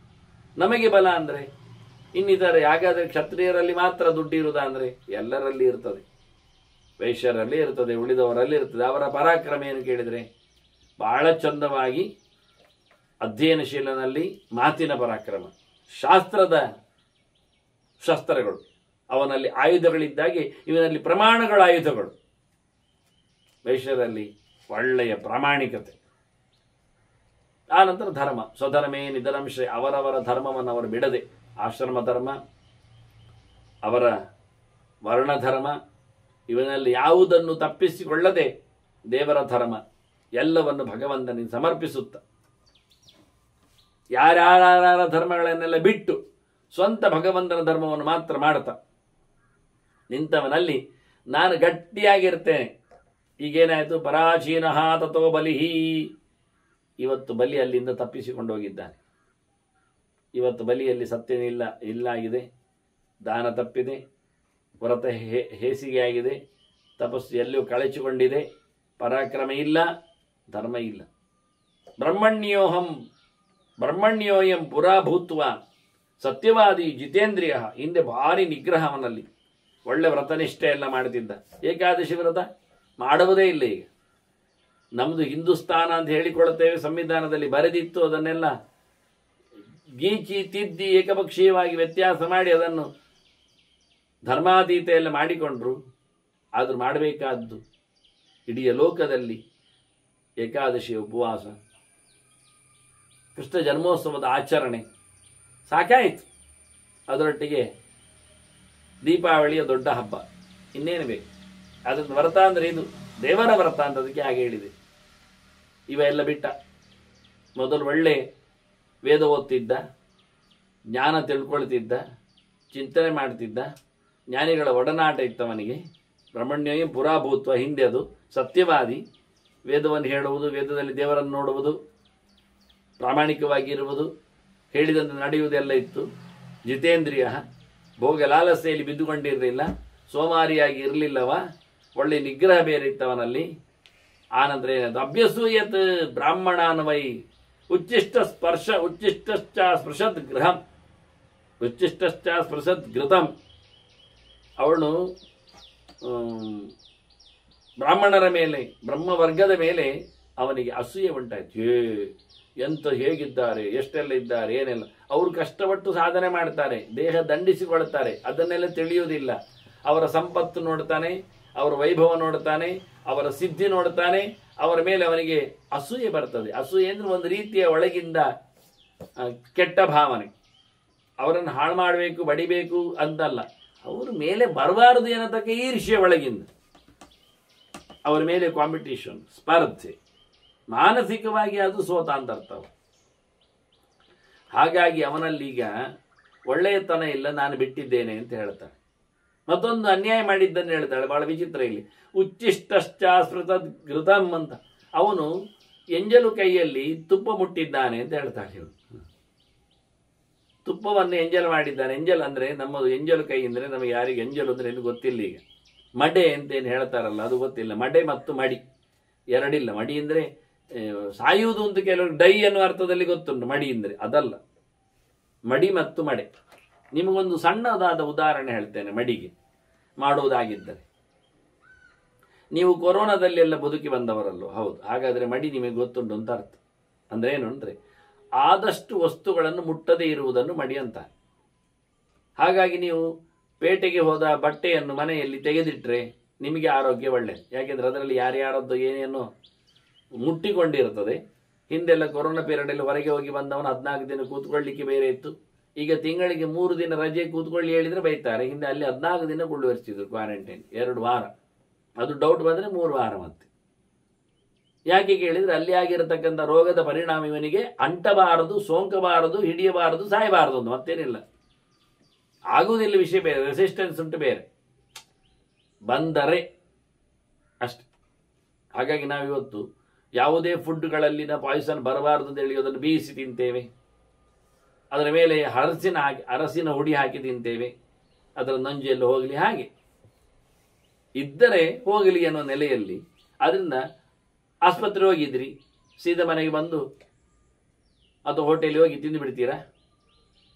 ಎಲ್ಲ ರೋಗಿಗಳದ್ದೇ ಮೈ, ಅಲ್ಲಿ ವಾತಾವರಣ. ಹಾಗಾಗಿ ರೋಗಾಣುಗಳು ನಮ್ಮೊಟ್ಟಿಗೆ ಮೆತ್ತಿಕೊಂಡು ಬರ್ತಾರೆ. ನೀವೊಂದು ಕೆಲಸ ಮಾಡಿ, ಮನೆಯೊಳಗೆ ಹೋಗುವಾಗ ಮನೆಯ ಹೊರಗೆಯಲ್ಲೇ ಒಂದು ಸುತ್ತು ಬನ್ನಿ. ನಿಮ್ಮ ತೋಟಕ್ಕೋ ಕೈ ತೋಟಕ್ಕೋ ಒಂದು ಆಚೆ ಈಚೆ ಸಂಜೆ ಹೊತ್ತಿನಲ್ಲಿ ಒಂದು ಸುತ್ತು ಬನ್ನಿ. ಸುತ್ತು ಬಂದ ನಂತರ ನೀವು ಮನೆಗೆ ಬಾಗಿಲು ತಗೊಂಡು ಹೋಗಿ. ಏನಾಗ್ತದೆ ನೋಡಿ, ನಿಮ್ಮೊಟ್ಟಿಗೆ ಆ ತೋಟದಲ್ಲಿದ್ದ ಒಂದಿಷ್ಟು ಸೊಳ್ಳೆಗಳು ಮತ್ತೊಂದು ಎಲ್ಲ ಒಳಗೆ ಓಡಿ ಬರ್ತದೆ. ಹಾಗೆ ಇದು ಕಾಣ್ತದೆ, ಅದು ಕಾಣುವುದಿಲ್ಲ ಅಷ್ಟೆ. ಆಸ್ಪತ್ರೆ ನೀವು ಒಳಗೋಗಿ ಹೊರಗೆ ಬಂದರೆ ನಿಮ್ಮ ಬೆನ್ನೆಯನ್ನು ಒಂದಿಷ್ಟು ರೋಗಾಣುಗಳು, ಬ್ಯಾಕ್ಟೀರಿಯಾಗಳು ಬಂದಿರ್ತವೆ ನಿಮ್ಮ ಬಟ್ಟೆಯಲ್ಲಿ, ಮೈಯಲ್ಲಿ, ಮೋರೆಯಲ್ಲಿ ಎಲ್ಲ ಹಂಚಿಕೊಂಡು. ಅದನ್ನು ಕಳಚಲಿಕ್ಕೋಸ್ಕರ ಅವರು ಹೇಳಿದ್ದು, ಆಸ್ಪತ್ರೆಯಿಂದ ಬಂದರೆ ಒಂದು ಸತಿ ಮನೆ ಬರುವಾಗ ಹೊರಗಿನಿಂದ ಬಾವಿಕಟ್ಟೆಯಲ್ಲಿ ಸ್ನಾನ ಮಾಡಿ ಒಳಗೋಗು ಅಂತ. ಬೇಕಾದರೆ ಹಿಂದೆಲ್ಲ ಬಾವಿಕಟ್ಟೆಯಲ್ಲಿ ದೆಂದ್ರಕಟ್ಟೆ ಅಂತ, ಅಂದರೆ ಬೆಂದ್ರಕಟ್ಟೆ, ಬಿಸಿ ನೀರಿನ ಕೋಣೆ ಅಲ್ಲೇ ಇರ್ತಿತ್ತು. ಅದರೊಳಗೋಗಿ 4 ತಂಬಿಗೆ ಬಿಸಿ ನೀರು ಹಾಕ್ಕೊಂಡವ. ಅದು ಯಾವತ್ತು ಎವರೆಂಟ್, ಅದು ಎವರ್ ಫೈರ್. ಅಲ್ಲಿ ಯಾವತ್ತು ಬಿಸಿ ನೀರು ಆಗ್ತಾ ಇರ್ತದೆ, ಮಿಂದು ಬರ್ತಿದ್ದ. ಹೊರಗೆ ಹೋದರೆ ರೀಫ್ರೆಶ್ ಆಗಿ ಮನೆಯೊಳಗೆ ಆ ಸಂಕ್ರಮಣವನ್ನು ಮಾಡಬೇಡ ಅಂತ. ಹೀಗೆ ಆಸ್ಪತ್ರೆಗೆ ಹೋದರೆ, ಸಂತೆಗೆ ಹೋದರೆ, ಪೇಟೆಗೆ ಹೋದರೆ, ಜಾತ್ರೆಗೆ ಹೋದರೆ, ಶಾಪಿಂಗ್ ಹೋದರೆ, ಬಸ್ಸಿಗೆ ಹೋದರೆ, ಎಲ್ಲ ಕಡೆಯಲ್ಲಿ ಸಾರ್ವಜನಿಕರು ಇಲ್ಲಿ ಸೇರ್ತಾರೆ. ಅಲ್ಲಿಂದ ನೀನು ಬರುವಾಗ ನೀನು ಬೇರೆ ಆಗು ಅಂತ ಹೇಳ್ತಿದ್ರು, ಶುದ್ಧನಾಗು. ಅದನ್ನು ಮಡಿ ಅಂತ ಕರೀತಾರೆ. ಇಷ್ಟೇ, ಶುದ್ಧತೆಯನ್ನು, ಸ್ವಚ್ಛತೆಯನ್ನು, ಅಸಾಂಕ್ರಾಮಿಕತೆಯನ್ನು ಮಡಿ ಅಂತ ಶಬ್ದದಲ್ಲಿ, 2 ಶಬ್ದದಲ್ಲಿ ಕರೆದಿತ್ತು. ಇದಕ್ಕಿಂತ ಜೋರಾದದ್ದು ಏನು ಕೇಳಿದರೆ ಮಡೆ. ಅಂದರೆ ಒಬ್ಬ ಕಚ್ಚಿ ಅದನ್ನು ಇನ್ನೊಬ್ಬರಿಗೆ ಕೊಟ್ಟು ಬಿಟ್ಟರೆ ಅವನ ಬಾಯಲ್ಲಿ, ಜಮ್ಸಲ್ಲಿ, ಇದರಲ್ಲೆಲ್ಲ ಬಹಳಷ್ಟು ರೋಗಾಣುಗಳು ಇರ್ತವೆ. ಉಸಿರಾಟ ಹತ್ತಿರದಲ್ಲಿ ಮಾಡಿದ್ರೇನೆ ರೋಗಾಣುಗಳು ಟ್ರಾನ್ಸ್ಫರ್ ಆಗ್ತದೆ. ಅಂದರೆ ಬಾಯಿಯಲ್ಲಿ ಬಹಳಷ್ಟು ಆಗ್ತದೆ. ಅದಕ್ಕೊಬ್ಬ ಉದಾಹರಣೆ ಮಾಡಿ ತೋರಿಸಿದ್ದ. ಹೇಗೆ ಅಂದರೆ, ರಾತ್ರಿ ಮಲಗುವಾಗ ಬಾಯಿಯನ್ನು ತೊಳ್ಕೊಳ್ಳದೆ ಒಂದಿಷ್ಟು ತೆಂಗಿನಕಾಯಿ ಎಲ್ಲ ತಿಂದು ಹಾಗೆ ಬಾಯಲ್ಲೆಲ್ಲ ಹಿಡ್ಕೊಂಡು ಮಲಗಿದ. ಮರು ದಿವಸ ಅದನ್ನು ಉಗುಳಿದವ. ಒಂದು 8-10 ಗಂಟೆಯಲ್ಲಿ ಉಗುಳಿದ. ಬಾಯಲ್ಲೆಲ್ಲ ಇತ್ತು ಒಂದಿಷ್ಟು ತೆಂಗಿನ ಕುಸುರುಗಳು. ತೆಂಗಿನಕಾಯಿಯನ್ನು ಹೆರೆದು ಪಂಚವಿಜಯ ಮಾಡಿ ತಿಂದಿದ್ದಾನೆ. ಒಂದಿಷ್ಟು ಬಾಯಲ್ಲೆಲ್ಲ ಅಲ್ಲೆಲ್ಲ ತೊಳೆಯದೆ ಅಲ್ಲೆಲ್ಲ ಎಳಕಿಕೊಂಡೇ ಸಿಕ್ಕಿಕೊಂಡದ್ದನ್ನು ಉಗುಳಿದ್ದಾನೆ ಒಂದು ಕಡೆಯಲ್ಲಿ. ಬೇಕು ಅಂತಲೇ ಮಾಡಿದ್ದಾನೆ. ಮರುದಿನ ಏನಾಗಿದೆ ಅಂದರೆ, ಮರುದಿನ ಬೆಳಿಗ್ಗೆ ಹೋಗಿ ನೋಡುತ್ತಾನೆ ಅಲ್ಲಿ ಏನಾಗಿದೆ ಎಂದು 2-3 ಇಲಿಗಳು ಸತ್ತಿದ್ದಾವೆ. ಹಲ್ಲಿಗಳು, ಇಲಿಗಳೆಲ್ಲ. ಅವನು ಎಲ್ಲಿ ಉಗುಳಿದ್ದಾನೆ ಅದನ್ನು ತಿಂದವುಗಳು, ಅವುಗಳಿಗೆ ಇವನದ್ದು ಬಾಯಲ್ಲಿದ್ದದ್ದು ವಿಷ ಆಗಿದೆ. ಅದನ್ನು ಇಲಿಗಳನ್ನು ಹಿಡಿಲಿಕ್ಕೆ, ಸಾಯಿಸಲಿಕ್ಕೆ ಏನು ಕಷ್ಟ ಇಲ್ಲ. ಇವಾಗ ಗೋಳಿ ಬಜೆ ಅರ್ಧ ತಿಂದಲ್ಲಿ ಉಗುಳಿದ್ರೂ ಆಗ್ತದೆ. ಮರುದಿನ ಇಲಿ ಸತ್ತಿರ್ತದೆ. ಆದರೆ ಒಂದು ವಿಷಯ, ಅವುಗಳು ತಿಂದ ಬಳಿಕ ಅವುಗಳಿಗೆ ನೀರು ಕುಡಿಲಿಕ್ಕೆ ಬಿಡಬಾರದು. ನೀವು ಅದರ ಬಾಲಕ್ಕೆ ಹಗ್ಗ ಕಟ್ಟಿಕೊಂಡು ನೀವು ನೀರಿಗೆ ಹೋಗದಂತೆ ಹೇಳಿದ್ರೆ ಅದು ಸಾಯ್ತದೆ. ಇಲ್ಲಾದರೆ ಅದಕ್ಕೆಲ್ಲ ಕೆಲವು ಥೆರಪಿಗಳುಂಟು. ಅವುಗಳಿಗೆ ಗೊತ್ತದು ಹೆಚ್ಚು ಏನು ತಿಂದರೆ ಏನು ಹೋಗ್ತದೆ ಅಂತ, ಯಾವ ನಮೂನೆಯಲ್ಲಿ ಯಾವುದೊಂದು. ಆದರೆ ಮನುಷ್ಯನ ಬಾಯಿಯಲ್ಲಿ ಕಂಡಾಬಟ್ಟೆ ವಿಷಯ ಇದೆ. ಆದರೆ ಇನ್ನೊಬ್ಬರಿಗೆ ಕಚ್ಚಿದ್ರೇವ ಇದು ಟೈಟಾನಿಕ್ 3-4 ಅಲ್ಲ, ಹೆಚ್ಚು ತಗೊಳ್ಬೇಕಾಗ್ತದೆ ಕೆಲವೊಮ್ಮೆ. ಇದೆಲ್ಲ ವಿಚಿತ್ರ ಉಂಟು. ಅದನ್ನ ಮನುಷ್ಯ ಭಾರಿ ವಿಷ ಜಂತು, ಎಲ್ಲ ಪ್ರಾಣಿಗಳಿಗಿಂತ ವಿಚಿತ್ರವಿದ್ದಾನೆ. ಹಾಗಾಗಿ ಅವನನ್ನು ಮಡೆಯಿಂದ ಬಾಯಿಯಿಂದ ಎಂಜಲಾಗುವಂಥ ಕಥೆಯನ್ನು, ಇದಕ್ಕೆ ಸಂಕ್ರಮಣ ಬಹಳ ದೂರದಲ್ಲಿ ಹೇಳ್ತಾರೆ ಕೆಲವೊಮ್ಮೆ. ಇವತ್ತೆಲ್ಲ ಎಡ ಕೈಯಲ್ಲಿ ಹಾಕೊಳ್ಳೋದು, ಬಲ ಕೈಯಲ್ಲಿ ಹಾಕೊಳ್ಳೋದು, ಕೆಲವೊಮ್ಮೆ ನಾಲಿಗೆ ಆಗಿ ನೆಕ್ಕಿ ನೋಡಿ ಸೌಟನ್ನು ನೋಡ್ತಾ ಇದ್ದೇನೆ. ಮೊನ್ನೆ ಒಬ್ಬ ಸಾರಿಗೆ ಮಾಡಿದ, ಆನಂತರ ಸೌಟಲ್ಲಿ ತೆಗ್ದ, ಬಾಯಿಗೆ ಇಟ್ಕೊಳ್ಳಿಕ್ಕೆ ಹೋಗಿದ್ದು. ಅದು ಬಿಸಿ ಬಿಸಿ ಇತ್ತು. ಕೊನೆಗೆ ನಾಲಿಗೆ ಮಾತ್ರ ಚೂರು ಮಾಡಿ ನೆಕ್ಕಿ ನೋಡಿದ. ಚೂರು ಉಪ್ಪು ಕಮ್ಮಿ ಉಂಟು ಹೇಳಿದ, ಮತ್ತೆ ಹಾಕಿದ. ಅದ್ಭುತ ಪ್ರಾಣಿ, ಖುಷಿ ಇರ್ತದೆ. ಮತ್ತೆ ನಾವು ಹಲಾಲೆಲ್ಲ ಶುರು ಮಾಡಿದೆ, ಅಲ್ಲ ಇದು ವಿಷಯದಲ್ಲೆಲ್ಲ ಬರುವಂಥದ್ದು. ಇದನ್ನು ತಪ್ಪು ಅಂತ ಹೇಳಲಿಕ್ಕೋಸ್ಕರ ಇಲ್ಲಿ ಇವಳು ಹೇಳ್ತಾಳೆ, ನನ್ನನ್ನವ ನನ್ನನ್ನು ಎಲ್ಲಿ? ನನ್ನನ್ನು ಅಂದ್ರೇನು? ಘೃತ ಪ್ರತೀಕಾಂತಾನ್ ದೇವೀಂ ಘೃತ ಪೂರ್ಣಾನ್ನದಾಯಿನೀಂ. ಮಹಾಲಕ್ಷ್ಮಿ ಘೃತ ಪ್ರತೀಕಳಿದ್ದಾಳೆ, ದನದಲ್ಲೇ ಲಕ್ಷ್ಮಿ ಇದ್ದಾಳೆ. ಇನ್ನು ದನದ ಪ್ರಾಡಕ್ಟ್ ಹಾಲಿನಲ್ಲಿ ಕೇಳೋದು ಬೇಡ, ಹಾಲಿನಲ್ಲಿ ಕಡೆದು ನಿಂತಾಗ ತುಪ್ಪದಲ್ಲಿ ಹೇಳಲಿಕ್ಕೆ ಸಾಧ್ಯ. ಭಗವಂತನ ಅತ್ಯಂತ ಪ್ರಿಯವಾದ ಸಂಗತಿ ದನ, ಹಾಲು, ತುಪ್ಪ. ಲಕ್ಷ್ಮಿಗೂ ಹಾಗೆ, ಅದನ್ನು ಲಕ್ಷ್ಮಿ ಅಲ್ಲಿ ಪ್ರತೀಕಳಾಗಿ ಬಂದಿದ್ದಾಳೆ. ಭಗವಂತ ಗೋವಿಂದ ಇದ್ದಾಗೆ, ಭಗವಂತ ವಿಶೇಷವಾಗಿ ಗೋಪಾಲನಾದಾಗೆ ಈಕೆ ತುಪ್ಪದಲ್ಲಿ ಭಗವಂತನನ್ನು ತುಪ್ಪ ಅಂದರೆ ಘೃತಾಚಿ ಸಾಧಂತಾಮ್ ಅನ್ನುವಲ್ಲಿ ಘೃತ ಶಬ್ದಕ್ಕೆ ಭಗವಂತ ಅಂದರೆ ಅರ್ಥವನ್ನು ಭಾಷ್ಯಕಾರರು ಆಚಾರ್ಯ ಮಧ್ವರು ಋಗ್ವೇದಕ್ಕೆ ನೀಡಿದ್ದಾರೆ. ಭಕ್ತನೆಡೆಗೆ ಯಾವತ್ತು ಹರಿಯುವ ಮನಸ್ಸಿನವನು, ಎಲ್ಲರೆಡೆಗೆ ಧಾವಿಸಿ ಬರುವವನು, ಅತ್ಯಂತ ಪ್ರಕಾಶಪೂರ್ಣನು, ಎಲ್ಲರನ್ನು ಉದ್ಧಾರ ಮಾಡುವವನು ವಾಸುದೇವ ಎನ್ನುವ ಅರ್ಥದಲ್ಲೇ ಅನೇಕ ಅರ್ಥದಲ್ಲಿ. ಹಾಗಾಗಿ ನನ್ನನ್ನು ಮುಟ್ಟಿದ್ದಾನೆ, ಮೈಲಿಗೆಯಲ್ಲಿ ಮಡೆ ಕೈಯಲ್ಲಿ ಮುಟ್ಟಿದ್ದಾನೆ, ನನಗದಾಗಲಿಲ್ಲ, ಇಷ್ಟ ಆಗಲಿಲ್ಲ, ನಾನು ಹೊರಟೆ ಅಂತ ಹೇಳಿಲ್ಲ. ನೋಡಿ, ಸ್ವಲ್ಪ ಜಾಗ್ರತೆ. ಮತ್ತವನದ್ದೊಂದು ಉಡಾಪೆ ವಿಷಯ ಇತ್ತು. ಯಜ್ಞಶೀಲ ಪುರಾಭೂತ್ವ ಮಾಮೇವ ಯಜತೇತ್ಯಯಂ. ಬಹಳ ದೊಡ್ಡ ಮಟ್ಟಿನ ಯಜ್ಞೆಯಾಗಿ ಎಲ್ಲ ಮಾಡಿದ್ದಾನೆ. ಮತ್ತೆ ಪುರೋಹಿತರ ಹತ್ರ ಮೇಲೆ ಹೇಳುದು ಎಂಥದ್ದು? ಬಲೆಯೇ ಸ್ವಾಹ ಅಂತ ಕೊಟ್ಬಿಡಿ, ವೈರೋಚನಾಯ ಬಲೆಯೇ ಅಂತೇಳಿ ವಿರೋಚನ ಮಗನಾದ ಬಲಿಗೆ ಒಂದು ಆಹುತಿಯಿಂದ ಹಾಕಿಬಿಡಿ ಅಂತ ಹೇಳುದು. ತನ್ನನ್ನೇ ಪೂಜೆ ಮಾಡೋದು ಅಂತ ತಿಳ್ಕೊಂಡ. ಕೊನೆಗೆ ಸ್ವಲ್ಪ ಹೊತ್ತಿನಲ್ಲಿ ಹಾಗೆ ಆಗ್ತದೆ. ಇವ ಪೂಜೆ ಮಾಡೋದು ಇನ್ನವು ನೋಡಿ, ಮೈಸೂರು ಅರಮನೆಯ ಒಂದು ಗತ್ತು ನೋಡಿಕೊಂಡಾಗ ಇಡೀ ದೇಶದ ದುಡ್ಡು, ಜನರ ಸಂಪತ್ತು, ಅವನಿಗೆ ಅಷ್ಟೆಲ್ಲ ರಾಜನಿಗೆ ಬೇಕಾ ಅರಮನೆ? ನಾಚಿಕೆ ಆಗುವುದಿಲ್ಲ ನೋಡುವಾಗ. ಅಷ್ಟು ಎತ್ತರದವರ ಮಂಡೆಯಲ್ಲಿ ತಾಕ್ತಿತ್ತ, ಅಷ್ಟು ಎತ್ತರ ಎಲ್ಲ ಕಟ್ಟಬೇಕು, ಅಗಲ ಬೇರೆ ಎತ್ತರ ಬೇರೆ, ಏನು ಖರ್ಚು, ಏನು ವ್ಯವಸ್ಥೆ, ಏನು ವೈಭವ. ಕೊನೆಗೆ ಅವನ ಸಿಂಹಾಸನ ಕೂತ್ಕೊಳ್ಳುವುದೇನು, ಮತ್ತು ದೊಡ್ಡ ದೊಡ್ಡ ಕಿರೀಟಗಳೆಲ್ಲ ಹೊತ್ಕೊಳ್ಳುವುದೇನು ಮಂಡೆ ಮೇಲೆ. ಈ ದೌಲತ್ತುಗಳು ಜಾಸ್ತಿ ಆದವು ಕೊನೆಗೆ. ಹಾಗೆ ಇವನು ಹೋಮ ಮಾಡ್ತಾ ಇವನನ್ನೇ ಮತ್ತೆ ಬಹುಪರಾಕ್ರಮಶಾಲಿ ಹಾಗೀಗೆ ಎಂದು ಹೇಳಿಕೊಂಡು ಬಹುಪರಾಕ್ ಅಂತ ಮತ್ತೆ ನಿಲ್ಲಿಸಿಕೊಂಡ. ಇವನಿಗೆ ಮತ್ತೆ ಚಾಮರ ಹಾಕ್ಬೇಕು. ನೋಡಿದ್ದೀನಿ ನೀವು, ಅವರಿಗೆಲ್ಲ ಚಾಮರ ಹಾಕುವುದು, ಬೀಸಣಿ ಹಾಕುವುದು. ಅವರೆಲ್ಲ ಚಾಮರ ಹಾಕುವುದು ಅವರಿಗೆ ದುಡ್ಡು ಕೊಟ್ಟದ್ದಕ್ಕೆ ಹಾಕೋದವರು. ಇವನಿಗೆ ಗಾಳಿ ಬೇಕಾಗಿಲ್ಲ, ಸುಮ್ಮನೆ ಎಲ್ಲ ಆಡಿಸ್ತಾ ಇರ್ತಾರೆ. 24 ಗಂಟೆ ಕೈಯಲ್ಲಿ ಆಡಿಸಿದ ಹಾಗೆ ಚಾಮರ ಹಾಕುವುದು. 2 ಜನ ಆಚಿಂದ ಹೋದಲ್ಲಿ ಬಿದ್ದಲ್ಲಿ ಇದ್ದಲ್ಲಿ ಎಲ್ಲ. ಮತ್ತೆ ಬೆನ್ನ ಹಿಂದಕ್ಕೆ ಉದ್ದನೆ ಬಟ್ಟೆ ಬಿಡ್ಲಿಕ್ಕೆ ಉಂಟು, ಅದನ್ನು ಹಿಡಿಲಿಕ್ಕೆ 1-2 ಜನ ಉಂಟು, ಮತ್ತೆ ಇಟ್ಕೊಂಡು ಬರ್ಲಿಕ್ಕೆ ಹೋಗುವಾಗ. ಅದೆಂತದ್ದು ಕರ್ಮ? ಹಿಂಬದಿಯಲ್ಲಿ ಬಟ್ಟೆ ಹಿಡಿಲಿಕ್ಕೆ 2 ಜನ ಅಂತ ಬೆನ್ನಲ್ಲಿ ಇಳಿ ಬಿದ್ದದ್ದು. ಹಾಗಾಗಿ ಇವೆಲ್ಲ ಹೆಚ್ಚಾಯ್ತು ಸ್ವಲ್ಪ. ಇದನ್ನು ಅವನು ಮಾಡಿಕೊಂಡದ್ದು ಹೇಳಿ. ಕೊನೆಗೆ ಕೆಲವರಿಗೆ ಬೂಟು ಬರ್ತದೆ, ತನ್ನಷ್ಟಕ್ಕೆ ಮಾಡಿದ ಧರ್ಮದಿಂದ ಅವರು ಉದ್ಧಾರ ನೋಡಿ ನಾನೇ ದೊಡ್ಡ ಜನ ಅಂತ ಹಾಗೆ ಹೇಳಿ ಶುರು ಮಾಡಿದ ಜನರಿಗೆ. ಮತ್ತೇನಾಯ್ತು ಕೇಳಿದ್ರೆ, ಲೋಕಕ್ಕೆ ಹೇಳಿದ ಪ್ರವಾಚ ಲೋಕಾನ್ ಮೂಢಾತ್ಮ ಕಾಲೇನ ಉಪನಿಪೀಡಿತ. ಅವನಿಗೆ ಪೋಪಿ ಕಾಲ ಅಂದರೆ ಹೋಗುವ ಕಾಲ ಬಂದಿದೆ, ಅದನ್ನ ದಡ್ಡತನ ತೋರಿಸಿದ. ಪೂಜೆ ಮಾಡ್ತಾ ನನ್ನನ್ನೇ ಪೂಜೆ ಮಾಡ್ರಿ ಎಂದು ಶುರು ಮಾಡಿದ. ಆದ್ರಿಂದ ನಾನು ಅಲ್ಲಿಂದ ಬಂದಿದ್ದೇನೆ, ನಿನ್ನಲ್ಲಿ ಇರ್ತೇನೆ, ನೀನು ಚೆನ್ನಾಗಿ ನೋಡ್ಕೊಳ್ಬೇಕು. ಅಪ್ರಮತ್ತೇನ ಧಾರ್ಯಾಸ್ಮಿ, ನನ್ನನ್ನು ಎಚ್ಚರದಲ್ಲಿ ನೋಡಿಕೊಳ್ಬೇಕು. ತಪ್ಪು ಮಾಡಲಿಕ್ಕೆಲ್ಲ ಇಲ್ಲ. ಮತ್ತೆ ಮಡೆಕೈಯಲ್ಲೆಲ್ಲ ಮುಟ್ಟೋದು, ತುಪ್ಪವನ್ನು, ಹಾಲನ್ನು, ಪಾಯಸವನ್ನು ಹಾಗೆಲ್ಲ ಮಾಡಲಿಕ್ಕಿಲ್ಲ. ಬೇರೆಯವರು ಬಡಿಸ್ಬೇಕು, ನಾವು ಬಡಿಸಿಕೊಳ್ಳುವುದಲ್ಲ. ಎಂಜಲ ಕೈಯಲ್ಲಿ ಊಟಕ್ಕೆ ಊತಾಗೆ ಎಲ್ಲ ಇನ್ನೊಬ್ಬರು ಬಡಿಸ್ಲಿಕ್ಕೆ, ನಾವು ಮುಟ್ಟಿದ್ರೆ ಅದು ಮೈಲಿಗೆ. ಮತ್ತೆ ಯಾರು ತಿಂದ್ರೆ ಅವರದ್ದು ಎಲ್ಲ ನಮಗೆ ಬರ್ತದೆ, ನಮ್ಮ ತಲೆ ಮೇಲೆ ಅದು ಅಂಟಿಕೊಳ್ಳುತ್ತದೆ. ಆದ್ರಿಂದ ಅಪ್ರಮತ್ತೇನ ಧಾರ್ಯಾಸ್ಮಿ ತಪಸಾ ವಿಕ್ರಮೇಣ ಚ. ನನಗೆ ಟೋಟಲ್ 2 ಮುಖ, ಒಂದು ಜ್ಞಾನ, ಒಂದು ಬಲ. ನೀನು ಬಲಶಾಲಿಯಾಗು, ಒಳ್ಳೆಯ ಭಗವಂತನ ಎಚ್ಚರವನ್ನು ಸಂಪಾದನೆ ಮಾಡು. ಕ್ಷತ್ರಿಯರಿಗೆ ಬೇಕಾದ್ದು ಪ್ಲಸ್ ಬಲ, ವಾಸ್ತವವಾಗಿ ಜ್ಞಾನವೇ. ಅದಕ್ಕೆ ಅನುಗುಣವಾಗಿ ದಾನ, ಅದಕ್ಕೆ ಅನುಗುಣವಾಗಿ ದೇವರ ಪೂಜೆ ಮುಂತಾದವುಗಳು. ಯಜ್ಞಾದಾನ ತಪಸ್ಸು ಅದು ಸತ್ಯ. ಅದರಲ್ಲಿ ಯಜ್ಞ ಮಾಡದಿದ್ದರೂ ಪರವಾಗಿಲ್ಲ, ಜ್ಞಾನವೇ ಯಜ್ಞ ನಮಗೆ. ದಾನ ಮಾಡದಿದ್ದರೂ ಪರವಾಗಿಲ್ಲ, ಅಧ್ಯಯನ ಸಮಯವೇ ನಮಗೆ ಕೊಟ್ಟಿದೆಯಲ್ಲ ಸಾಕು. ಅದನ್ನು ಅಧ್ಯಯನವನ್ನು ಬಿಡ್ಲಿಕ್ಕಿಲ್ಲ. ಯಾವ ಜೀವಮಧೀತೆ ವಿಪ್ರಹ ಅಂತ ಸಾಯುವವರೆಗೆ ಓದ್ತಾನೆ ಇರುದು, ಮತ್ತೆ ಮತ್ತೆ ಸಾಯುದು, ಮತ್ತೆ ಮತ್ತೆ ಮನೊಟ್ಟಿ ಬಂದಾಗ ಓದ್ಲಿಕ್ಕೆ ಶುರು ಮಾಡುದು. ಅದು ಸಾಯುವಾಗ ಅಭ್ಯಾಸ ಆಗಿರ್ತದೆ, ಓದ್ತಾ ಇದ್ದ ಸತ್ತದ್ದು. ಆದ್ರಿಂದ ನೆಕ್ಸ್ಟ್ ಜನ್ಮದಲ್ಲಿ ಬಂದಾಗ ಓದ್ಲಿಕ್ಕೆ ಶುರು ಆಗ್ತದೆ. ಕತ್ತರಿಟ್ಕೊಂಡು ಸತ್ತರೆ ಸಾಯುವಾಗಲೂ ಕತ್ತರಿಟ್ಕೊಂಡೇ ಸಾಯಬೇಕಾಗ್ತದೆ. ಮನುಷ್ಯನಿಗೆ ಇಷ್ಟೇ, ಯಾರದ್ದು ಜೀವ ಕತ್ತರಿಸುವುದು ಕೊನೆಗೆ, ಯಾರದ್ದು ತಲೆ ಕತ್ತರಿಸುವುದು ಕೊನೆಗೆ, ಒಟ್ಟಾರೆ ಬದುಕನ್ನು ಹಾಳು ಮಾಡಿಕೊಳ್ತಾರೆ. ಅದನ್ನ ಮನುಷ್ಯರಿಗೆ ಬೇಕಾದ್ದು ಏನು ಕೇಳಿದರೆ ಅಧ್ಯಯನ, ಚಿಂತನೆ, ಭಗವದೆಚ್ಚರ, ಇದನ್ನು ಮಾಡ್ತಾ ಇರಲಿ.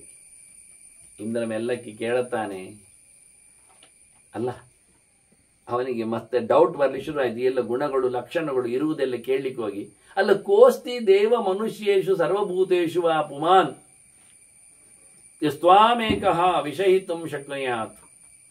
ಕಮಲಾಲಯೇ ಇಲ್ಲಿ ಮತ್ತೆ ಕರೆದ ನೋಡಿ, ಎಷ್ಟು ಚೆನ್ನಾಗಿದೆ ಶಬ್ದ, ಅದ್ಭುತ ಶಬ್ದ ಇದು. ನಾನು ಕೆಲವೊಮ್ಮೆ ಹೇಳುವುದುಂಟು, ಅಲಂಕಾರ ಶಾಸ್ತ್ರಚಿಂತಕರ ಕೈಯಲ್ಲಿ ಮಹಾಭಾರತದ ಗೆರೆಗಳು ಸಿಕ್ಕಿದ್ರೆ ಕುಣಿತಿದ್ರು ಅಂತ. ಆದರೆ ಅವರು ಅದನ್ನು ಎತ್ತಲಿಕ್ಕೆ ನೋಡಲೇ ಇಲ್ಲ. ಯಾವುದೋ ಕಾಳಿಯಪ್ಪನನ್ನು ಬೊಳ್ಳಿಯಪ್ಪನನ್ನು ದೊಡ್ಡ ಜನ ಅಂತ ಕವಿಗಳು ಅಂತೇಳಿ ಅವರದ್ದೇ ಮಾತುಗಳನ್ನೆಲ್ಲ ಬಿರ್ಕಿದ್ರು. ಅವರೆಲ್ಲ ಕದ್ದು ಹೇಳಿದ್ದು ಇವ್ರಿಗೆ ಗೊತ್ತಿಲ್ಲ. ಇವಾಗ ಕೇಳುತ್ತಾನೆ, ಇಂದ್ರ ಕೇಳುತ್ತಾನೆ, ಅಲ್ಲಯ್ಯ ನೀನು ಎಲ್ಲಿಯಾದರೂ ಇದ್ದದ್ದುಂಟ ಗಟ್ಟಿ? ಅವನು ಕೇಳು, ದೇವತೆಗಳಲ್ಲೇ ಆಗಲಿ, ಮನುಷ್ಯರಲ್ಲೇ ಆಗಲಿ, ಅಥವಾ ಅಸುರರಲ್ಲೇ ಆಗಲಿ, ಯಾರಲ್ಲಿ ಆಗಲಿ ಒಬ್ಬನಾದರೂ ನಿನ್ನನ್ನು ಇಡೀ ಪ್ರಪಂಚದಲ್ಲಿ ಸರ್ವಭೂತೇಶು ವಾ ಪುಮಾನ್ ಒಬ್ಬ ನಿನ್ನನ್ನು ಗಟ್ಟಿಯಾಗಿ ಇಟ್ಟುಕೊಂಡದ್ದುಂಟ. ಯಸ್ತ್ವಾಮೇಕಃ ವಿಷಯಿತುಂ ಶಕ್ನುಯ, ನಿನ್ನನ್ನು ಸಹಿಸಿಕೊಳ್ಳಲು, ಇರಲಿಕ್ಕೆ ಬಿಡಲು, ನಿನ್ನನ್ನು ಓಲೈಸಿಕೊಳ್ಳಲು ಯಾರಿಗಾದರೂ ಆಗಿದೆಯೇ ಹೇಳು. ಕರಿವಾಗಿ ಕರೆದ ಕಮಲಾಲಯೇ ಅಂತಾನೆ. ಓ ಕಮಲದ ಮನೆಯಲ್ಲಿ ಬಂದವಳೆ ಅಂತ ನೋಡಿ. ಇದು ಗಮ್ಮತ್ತು. ಇದೇ ನಾನು ಹೇಳಿದ್ದು, ಧ್ವನಿ ಇಲ್ಲೇ ಇರು. ಎಲ್ಲಿ ಕಮಲ ಇರ್ತದೆ ಹೇಳಿ? ಸರೋವರದಲ್ಲಿ. ಹೇಗೆ ಬರ್ತದೆ ಹೇಳಿ? ಕೆಸರಿದೆ. ಕೆಸರಿಲ್ಲದಿದ್ರೆ ಕಮಲ ಇರುವುದಿಲ್ಲ. ನೋಡಿ ಎಂಥ ಕೆಸರು, ಎಂತಹ ಸೊಗಸು. ಹೂವಿನ ಕತೆ ಕೇಳಿ. ಚಂದವಾದ ಕಮಲ ಅರಳುವುದು ಕೊಚ್ಚೆಯ ಕಥೆಯಲ್ಲಿ. ಅವಳಿಗೆ ಭಾರಿ ಇಷ್ಟ ಲಕ್ಷ್ಮಿಗೆ. ಯಾಕೆಂದ್ರೆ ಓಡ್ಲಿಕ್ಕೆ ಲಾಯಕ ಆಗ್ತದೆ.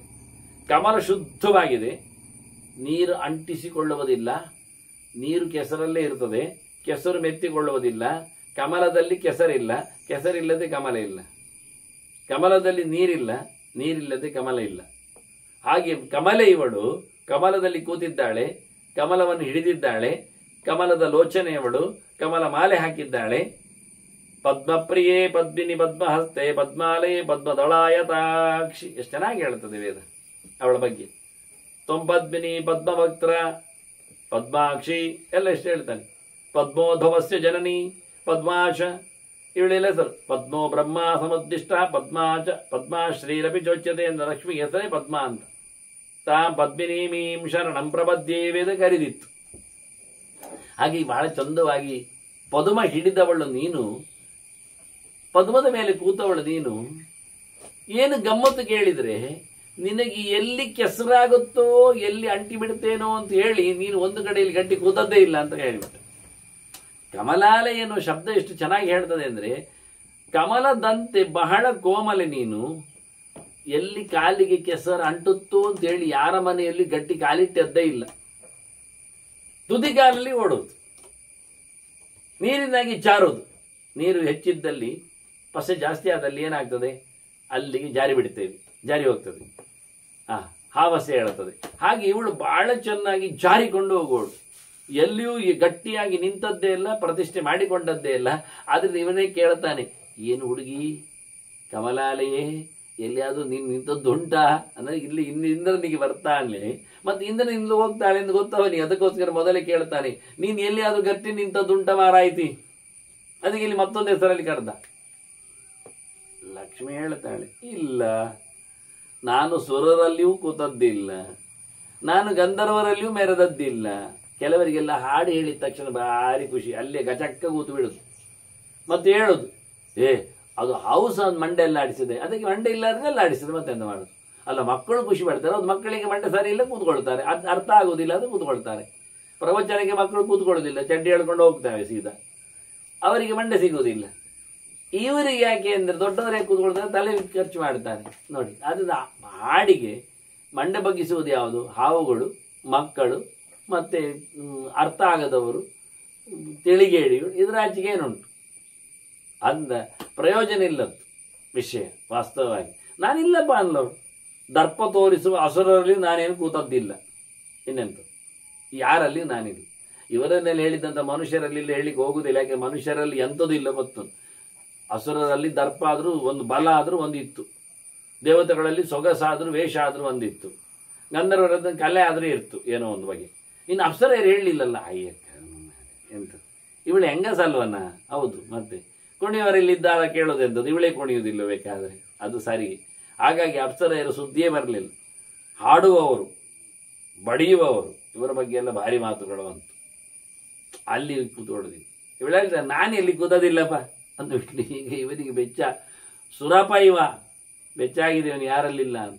ಅಲ್ಲ, ಒಂದು ವಿಷಯ ಎಂದ, ತಿಷ್ಟೇತ ಮೈ ನಿತ್ಯಂತ್ವಂ ಯಥಾ ತದ್ಬ್ರೂಹಿ ಮೇ ಶುಭೇ. ನೀನು ನನ್ನಲ್ಲೇ ಕೂತ್ಕೊಳ್ಳುವುದಾದ್ರೆ ಎಂತ ಅಂತ ಒಂಚೂರು ಹೇಳ್ತೀಯ? ಈಗ ಮೆಲ್ಲ ಪೂಸಿ ಹಾಕುವಾಗ ಮಾತಾಗ್ತಾನೆ ನೋಡಿ, ಶುಭೇ ಅಂತ ಕರೀತಾನೆ, ಮಂಗಳ ಅಂತ ಹೇಳಿ. ಇವಳು ಮಂಗಳೇ, ಸರ್ವ ಮಂಗಳ ಮಾಂಗಲ್ಯೆ ಅಂತ. ಭಗವಂತ ಹೇಗೆ ಮಂಗಳಾನಾಂಚ ಮಂಗಲಂಲೋ ಹಾಗೆ ಇವಳು ಮಂಗಳಲು, ಸರ್ವಮಂಗಳಳು ಇವಳು. ಹಾಗಾಗಿ ಮಂಗಳಂ ಭಗವಾನ್ ವಿಷ್ಣು, ಮಂಗಳಂ ಮಧುಸೂದನ, ಮಂಗಳಂ ದೇವಕಿ ಪುತ್ರ, ಮಂಗಳಂ ಗರುಡ ಧ್ವಜ ಹೇಳಿದ ಹಾಗೆ ಪರಮಂಗಳ ಮೂರ್ತಿ ಇವಳು ಇದ್ದಾಳೆ, ಸರ್ವಮಂಗಳ ಸ್ವರೂಪಳವಳು. ಹಾಗಾಗಿ ಮೆಲ್ಲಕ್ಕೆ ಕೇಳ್ತಾನೆ, ಓ ಪರಮಮಂಗಳೇ, ಶುಭಳೆ, ಒಳ್ಳೆಯವಳೆ, ನೀನು ಕೂತ್ಕೊಳ್ಬೇಕಾದ್ರೆ, ನಿತ್ಯ ಕೂತ್ಕೊಳ್ಬೇಕಾದ್ರೆ, ಜಾರಿ ಹೋಗುವುದೇ ಇಲ್ಲ ಅಂತಾದ್ರೆ ಏನು ಮಾಡಬೇಕು? ತತ್ಕರಿಷ್ಯಾಮಿ ತೇ ವಾಕ್ಯಂ ಋತಂ, ಖಂಡಿತ ಒಳ್ಳೆಯ ರೀತಿಯಿಂದ ನಾನು ಮಾಡ್ತೇನೆ, ಸತ್ಯವಾಗಿ ಹೇಳ್ತೇನೆ, ನೀನು ಸತ್ಯವಾಗಿ ನನಗೆ ಹೇಳು. ತದ್ಭಕ್ತು ಮರಹಸಿ, ಎಂತ ಮಾಡಲಿ ಹೇಳು. ನಾವೀಗ ಮೆಲ್ಲ ಕಿವಿ ಕೊಡ್ತಾ ಇದ್ದೇವಲ್ಲ, ಹೇ ಲಕ್ಷ್ಮಿ ಕೂತ್ಕೊಳ್ಬೇಕಾದ್ರೆ, ಅಂದರೆ ಲಕ್ಷ್ಮಿ ಅಂದರೆ ದುಡ್ಡು ನಮಗೆ ಗೊತ್ತುಂಟು, ಅವಳು ಕೂತ್ಕೊಳ್ಬೇಕಾದ್ರೆ ನಾನೆಂತ ಮಾಡಬೇಕು ಅಂತ. ಅಲ್ಲ, ಅವಳು ಕೂತ್ಕೊಳ್ಬೇಕಾದ್ರೆ ಮೊದಲು ನಾವು ಕೂತ್ಕೊಳ್ಬೇಕು ಅನ್ನೋದೊಂದು ಗೊತ್ತಿರಬೇಕಲ್ಲ. ನಾವು ಮಲಗಿದ್ರೆ ಅವಳು ಕೂತ್ಕೊಳ್ತಾಳ. ಹಾಗಾಗಿ ನಾವು ಅಲರ್ಟ್ ಆಗುವುದು ಮುಖ್ಯ. ನಮ್ಮದೇ ಹೋದ್ರು ಯಾವತ್ತು ನೋಡಿದ್ರು ಬಿದ್ದುಕೊಳ್ಳೋದೆ ನಾಯಿಯಾಗಿ. ಎಲ್ಲಿ ಜಾಗ ಸಿಗ್ತದೆ, ಎಲ್ಲಿ ಬೂದಿ ಬರ್ತದೆ, ಅಲ್ಲಿ ನಮ್ಮದು ಒಕ್ಕಿ ಆಯಿತು, ಬಿದ್ದಾಯಿತು ಬಾಲ ಅಲ್ಲಿಗೆ. ಸೋಮಾರಿಗಳು ಮಾತ್ರ ಹಾಗೆ ಮಾಡ್ತಾವೆ, ಮತ್ತಾರು ಮಾಡೋದಿಲ್ಲ. ಎಂತ ಮಾರ್ಯಾರ ಕೆಲಸ ಎಂತ ಇಲ್ಲ, ಇನ್ನೆಂತ ಮಾಡೋದು ನೋಡಿ. ಯೋಚನೆ ಮಾಡಿ, ಕೆಲಸ ಮಾತ್ರ ಕೆಲಸ ಅಲ್ಲ, ಓದುವುದು ಒಂದು ಕೆಲಸ ಇಟ್ಕೊಳ್ಳಿ, ಅದು ಪ್ರಧಾನ ಅಂತ ಇಟ್ಕೊಳ್ಳಿ. ಅದು ಮುಗಿತದ? ಅದು ಮುಗಿಯುವುದಿಲ್ಲ. ತಿಳ್ಕೊಳ್ಳುವಂಥದ್ದು ಕಂಡ ಬಟ್ಟೆ ಇದೆ. ತೆಳ್ಪಟ್ಟು ಸಣ್ಣ ಪುಸ್ತಕ ತರಬೇಡಿ, ತರುವಾಗಲೇ ದಪ್ಪ ಪುಸ್ತಕ ದೊಡ್ಡದು ತನ್ನಿ. ಯಾಕೆ? ಪಕ್ಕ ಮುಗಿಯುವುದಿಲ್ಲ, ಆಗ ಓದ್ಲಿಕ್ಕೆ ಬಾಕಿ ಉಳಿತದೆ. ಆಗ ಪ್ರತಿ ಸತಿ ಸಣ್ಣ ಸಣ್ಣ ಪುಸ್ತಕ ತರೋದು, ಎರಡೆರಡೇ ಇಟ್ಬಿಟ್ಟದ್ದು, ಅಲ್ಲಿ ಮುಗಿದೋಯ್ತು ಹೇಳೋದು ನಾಚಿಗೇಡಿನ ಕೆಲಸ. ಸಣ್ಣದು ಇರಲಿ, ಅದು ಮಕ್ಕಳಿಗೆ, ದೊಡ್ಡದು ಇರಲಿ ಬೆಳೆದಾಗ. ಮೊದಲಿಂದ ಕೊನೆಯವರೆಗೆ ಅದೇ ಅಲ್ಲ. ಇವಳು ಬಹಳ ಚೆನ್ನಾಗಿ ಇವ ಕೇಳಿದ, ಎಂತ ಮಾಡಿದ್ರೆ ನೀನು ಕೂತ್ಕೊಳ್ತೀನಿ ಅಂತ ಹೇಳು. ಅದಕ್ಕೆ ಇವಳು ಉತ್ತರ ಕೊಡಲಿ ಶುರು ಮಾಡ್ತಾಳೆ ಬಹಳ ಚಂದವಾಗಿ. ನನ್ನನ್ನು ನೀನು ಚೆನ್ನಾಗಿ ಕುಳ್ಳಿರಿಸಲಿಕ್ಕೆ ಮಾಡಬೇಕಾದ ಒಂದು 4 ಜಾಗವನ್ನು ಮಾಡಿಕೊ. ಪಾದ ಅಂದ್ರೆ ಹಾಗೆ, ನಾನು ಕಾಲಿಡಬೇಕಲ್ಲ. ಈಗ ಲಕ್ಷ್ಮಿಗೆ 4 ಜಡೆ ಇದ್ದಾಗೆ 4 ಕಾಲು. ಈಗ ಅಂದ್ರೆ ಪೂರ್ಣ ಪ್ರಮಾಣದಲ್ಲಿ ಇರಲಿಕ್ಕೆ ಅಂತ. ದೇವತೆಗಳಿಗೆ 4 ಕೈ ಇದ್ದಾಗೆ ಲಕ್ಷ್ಮಿಗೆ 4 ಕಾಲು. ಪಾದ ಅಂದ್ರೆ ಒಂದು ಪಾದ ಅಂದ್ರೆ 1/4 ಅಂತ ಅರ್ಥ. ಪೂರ್ಣ ಆಗ್ಬೇಕಂದ್ರೆ 4 ಪಾದ ಬೇಕೇ ಅಲ್ವಾ? 4 ಹೆಜ್ಜೆ ಅಂತ. 2 ಹೆಜ್ಜೆಯಲ್ಲಿ ಇವಳು ಹೇಳ್ತಾಳೆ, ವಿಧಿನ ವೇದದೃಷ್ಟೇನ ಚತುರ್ಧ ವಿಭಜಸ್ವಮ. ಕರ್ಮ ಪ್ರಕಾರ ನನಗೆ ಒಂದು ಅವಕಾಶ ಮಾಡಿ ನೋಡು, 4 ಪ್ರಕಾರದಲ್ಲಿ ಮಾಡು. ಶಾಸ್ತ್ರೀಯವಾಗಿರಬೇಕು, ವೇದ ಹೇಳಿದಂತೆ ಆಗಬೇಕು, ನಮ್ಮಿಷ್ಟದಂತೆ ಅಲ್ಲ. ಆಗ ನಾನಲ್ಲಿ ಇರ್ತೇನೆ ಅಂತ. ಆಗ ಇಂದ್ರ ಹೇಳುತ್ತಾನೆ, ನಾನು ಮಾಡ್ತೇನೆ. ಅಹಂ ವೈತ್ವಾ ವಿಧಾಸ್ಯಾಮಿ ಯಥಾಶಕ್ತಿ ಯಥಾ ಬಲಂ. ಇದು ಪ್ರಧಾನ ವಿಷಯ. ನಾನು ರೆಡಿ ಆಗ್ತೇನೆ, ನನ್ನ ಕೈ ಮೀರಿದ ಕೆಲಸ ಮಾಡ್ತೇನೆ, ನನ್ನ ಶಕ್ತಿಗೆ ಅನುಗುಣವಾಗಿ ಮಾಡ್ತೇನೆ, ನನ್ನ ಬುದ್ಧಿಶಕ್ತಿಗೆ ಅನುಗುಣವಾಗಿ ಮಾಡ್ತೇನೆ. ಮನುಷ್ಯನನ್ನು ನಾವು ತಯಾರಾಗಬೇಕು ಹೇಳುವಾಗಲೇ ತಯಾರೇ ಆಗುವುದಿಲ್ಲ ಎನ್ನುವುದೇ ನಮ್ಮ ತಪ್ಪು. ನಾವು ರೆಡಿ ಹೇಳುವುದೇ ಇಲ್ಲ, ಆಗುವುದಿಲ್ಲಪ್ಪ ಸುಮ್ಮನೆ ಅಂತೇಳಿ. ಇವು ಹೇಳ್ತಾನೆ, ಐ ವಿಲ್ ಟ್ರೈ, ನಾನು ಮಾಡ್ತೇನೆ, ಐ ಆಮ್ ಪಾಸಿಬಲ್ ಅಂತಾನೆ. ಇಂಪಾಸಿಬಲ್ ಹೇಳೋದಿಲ್ಲ, ಐ ಆಮ್ ಪಾಸಿಬಲ್, ನೋಡು ನನ್ನಿಂದ ಆಗ್ತದೆ, ನಾನು ಎಷ್ಟಾಶಕ್ತಿ ಮಾಡುತ್ತೆ. ನತುಮೇ ಅತಿಕ್ರಮ ಸ್ಯಾದ್ವೈ ಸದಾ ಲಕ್ಷ್ಮಿ ತವಾಂತಿಕೆ. ನಾನು ನಿನ್ನ ಹತ್ತಿರದಲ್ಲಿದ್ದು ಎಂದೂ ಸಹ ನಾನು ತಪ್ಪು ಮಾಡಲಿಕ್ಕೆ ಹೋಗುವುದಿಲ್ಲ, ಅತಿಕ್ರಮ ದಾಟಿ ಇರುವುದಿಲ್ಲ. ನೀನು ದಾಟಿ ಹೋಗಬಾರ್ದು, ಕೂತ್ಕೊಂಡಿರುವೆ. ಆಯ್ತಂದು ನಾನು ನಿನಗೆ ಒಂದು ವ್ಯವಸ್ಥೆ ಮಾಡುತ್ತೇನೆ. ಈ ನೆಲ ಇದು ಎಲ್ಲರಿಗೂ ಬೇಕಾದ್ದು, ಎಲ್ಲರನ್ನು ಹೊತ್ತಿದೆ. ಇದು ನಿನಗೆ ಆವಾಸವಾಗಿ, ಇದು ನಿನ್ನನ್ನು ಹೊತ್ತುಕೊಳ್ಳುತ್ತದೆ ಎಂದು ನಾನು ಅಂದುಕೊಳ್ಳುತ್ತೇನೆ. ಹಾಗಾಗಿ ಭೂಮಿರೇಶ ಮನುಷ್ಯೇಶು ಧಾರಿಣಿ ಭೂತಭಾವಿನಿ, ಎಲ್ಲರನ್ನು ಹೊತ್ತಿರುವ ಎಲ್ಲವನ್ನು ತಂದಿರುವ ಮೊಳಕೆಯಾಗಿ ಬರ್ತದೆ, ಬೆಳೆದು ನಿಲ್ತದೆ. ಎಲ್ಲರಿಗೂ ಬೇಕು ಕಾಲಿಡ್ಲಿಕ್ಕೆ ಈ ನೆಲ, ಎಲ್ಲಿ ನಿಲ್ಲುವುದು? ಹಾಗಾಗಿ ಎಲ್ಲರೂ ಸಹ ಇಲ್ಲಿರುವುದರಿಂದ ಈ ನೆಲವೇ ನಿನಗೊಂದು ಪಾದ ಅಂತ ಮಾಡ್ತೇವೆ. ಸಾತೇ ಪಾದಂ ತಿತಿಕ್ಷೇತ, ಈ ನೆಲ ನಿನ್ನ ಪಾದವನ್ನು ಹೊತ್ತುಕೊಳ್ಳಿತ್ತು, ಅದಕ್ಕೆ ಸಾಮರ್ಥ್ಯ ಉಂಟು, ಸಾಮರ್ಥ್ಯ ಬರ್ತದೆ. ಹಾಗಾಗಿ ನೀನು ಇಲ್ಲಿ ನೆಲೆಗೊಳ್ಳು, ಇದು ನಿನಗೊಂದು ಜಾಗ, ಈ ನೆಲ ಅಂತ ಹೇಳಿ ನೆಲವನ್ನು ಕೊಟ್ಟ ಲಕ್ಷ್ಮಿಗೆ. ಆಯ್ತಾ ಆಯ್ತು, ಭಾರಿ ಖುಷಿ ಆಯಿತು ಎಲ್ಲರಿಗೂ. ನೋಡಿ ಈಗ ನೆಲ ನೋಡಿ, ಇದನ್ನು ಬೇರೆ ಕಡೆಯಲ್ಲಿ ಹೇಳ್ತಾರೆ, ಹೇಳುವಾಗ ಮಣ್ಣು, ಹೆಣ್ಣು, ಹೊನ್ನು, ನೂರಕ್ಕಾಗಿ ಜನರ ಪರದಾಟ ಅಂತ ನೋಡಿ. ಬಯಲು ಕೊಟ್ಟದ್ದೇ ಮೊದಲಿವ ನೆಲ ಅಂತ, ಇದು ನೆಲ ನಿನಗೆ ಒಂದು ಕಾಲು ಅಂತ, ಇಡ್ಲಿಕ್ಕೆ ಒಂದು ಸಮರ್ಥ ಅಂತ. ಆಯ್ತು ಅಂತ ಒಪ್ಪಿಕೊಂಡು ಲಕ್ಷ್ಮಿ ಕೇಳುತ್ತಾಳೆ, ಎರಡನೇದ್ದು ಹೇಳು. ಇಂದ್ರ ಹೇಳುತ್ತಾನೆ ಎರಡನೇದ್ದು, ಆಪಯೇವ ಮನುಷ್ಯೇಶು ದ್ರವಂತ್ಯ ಪರಿಧಾರಣೆ. ನೀರು, ಮನುಷ್ಯರಿಗೆ ಅದು ಬೇಕೇ ಬೇಕು, ಹರಿತಾ ಇರ್ತದೆ. ನೆಲ ನಿಂತಿರ್ತದೆ, ನೀರು ಹರಿತಾ ಇರ್ತದೆ.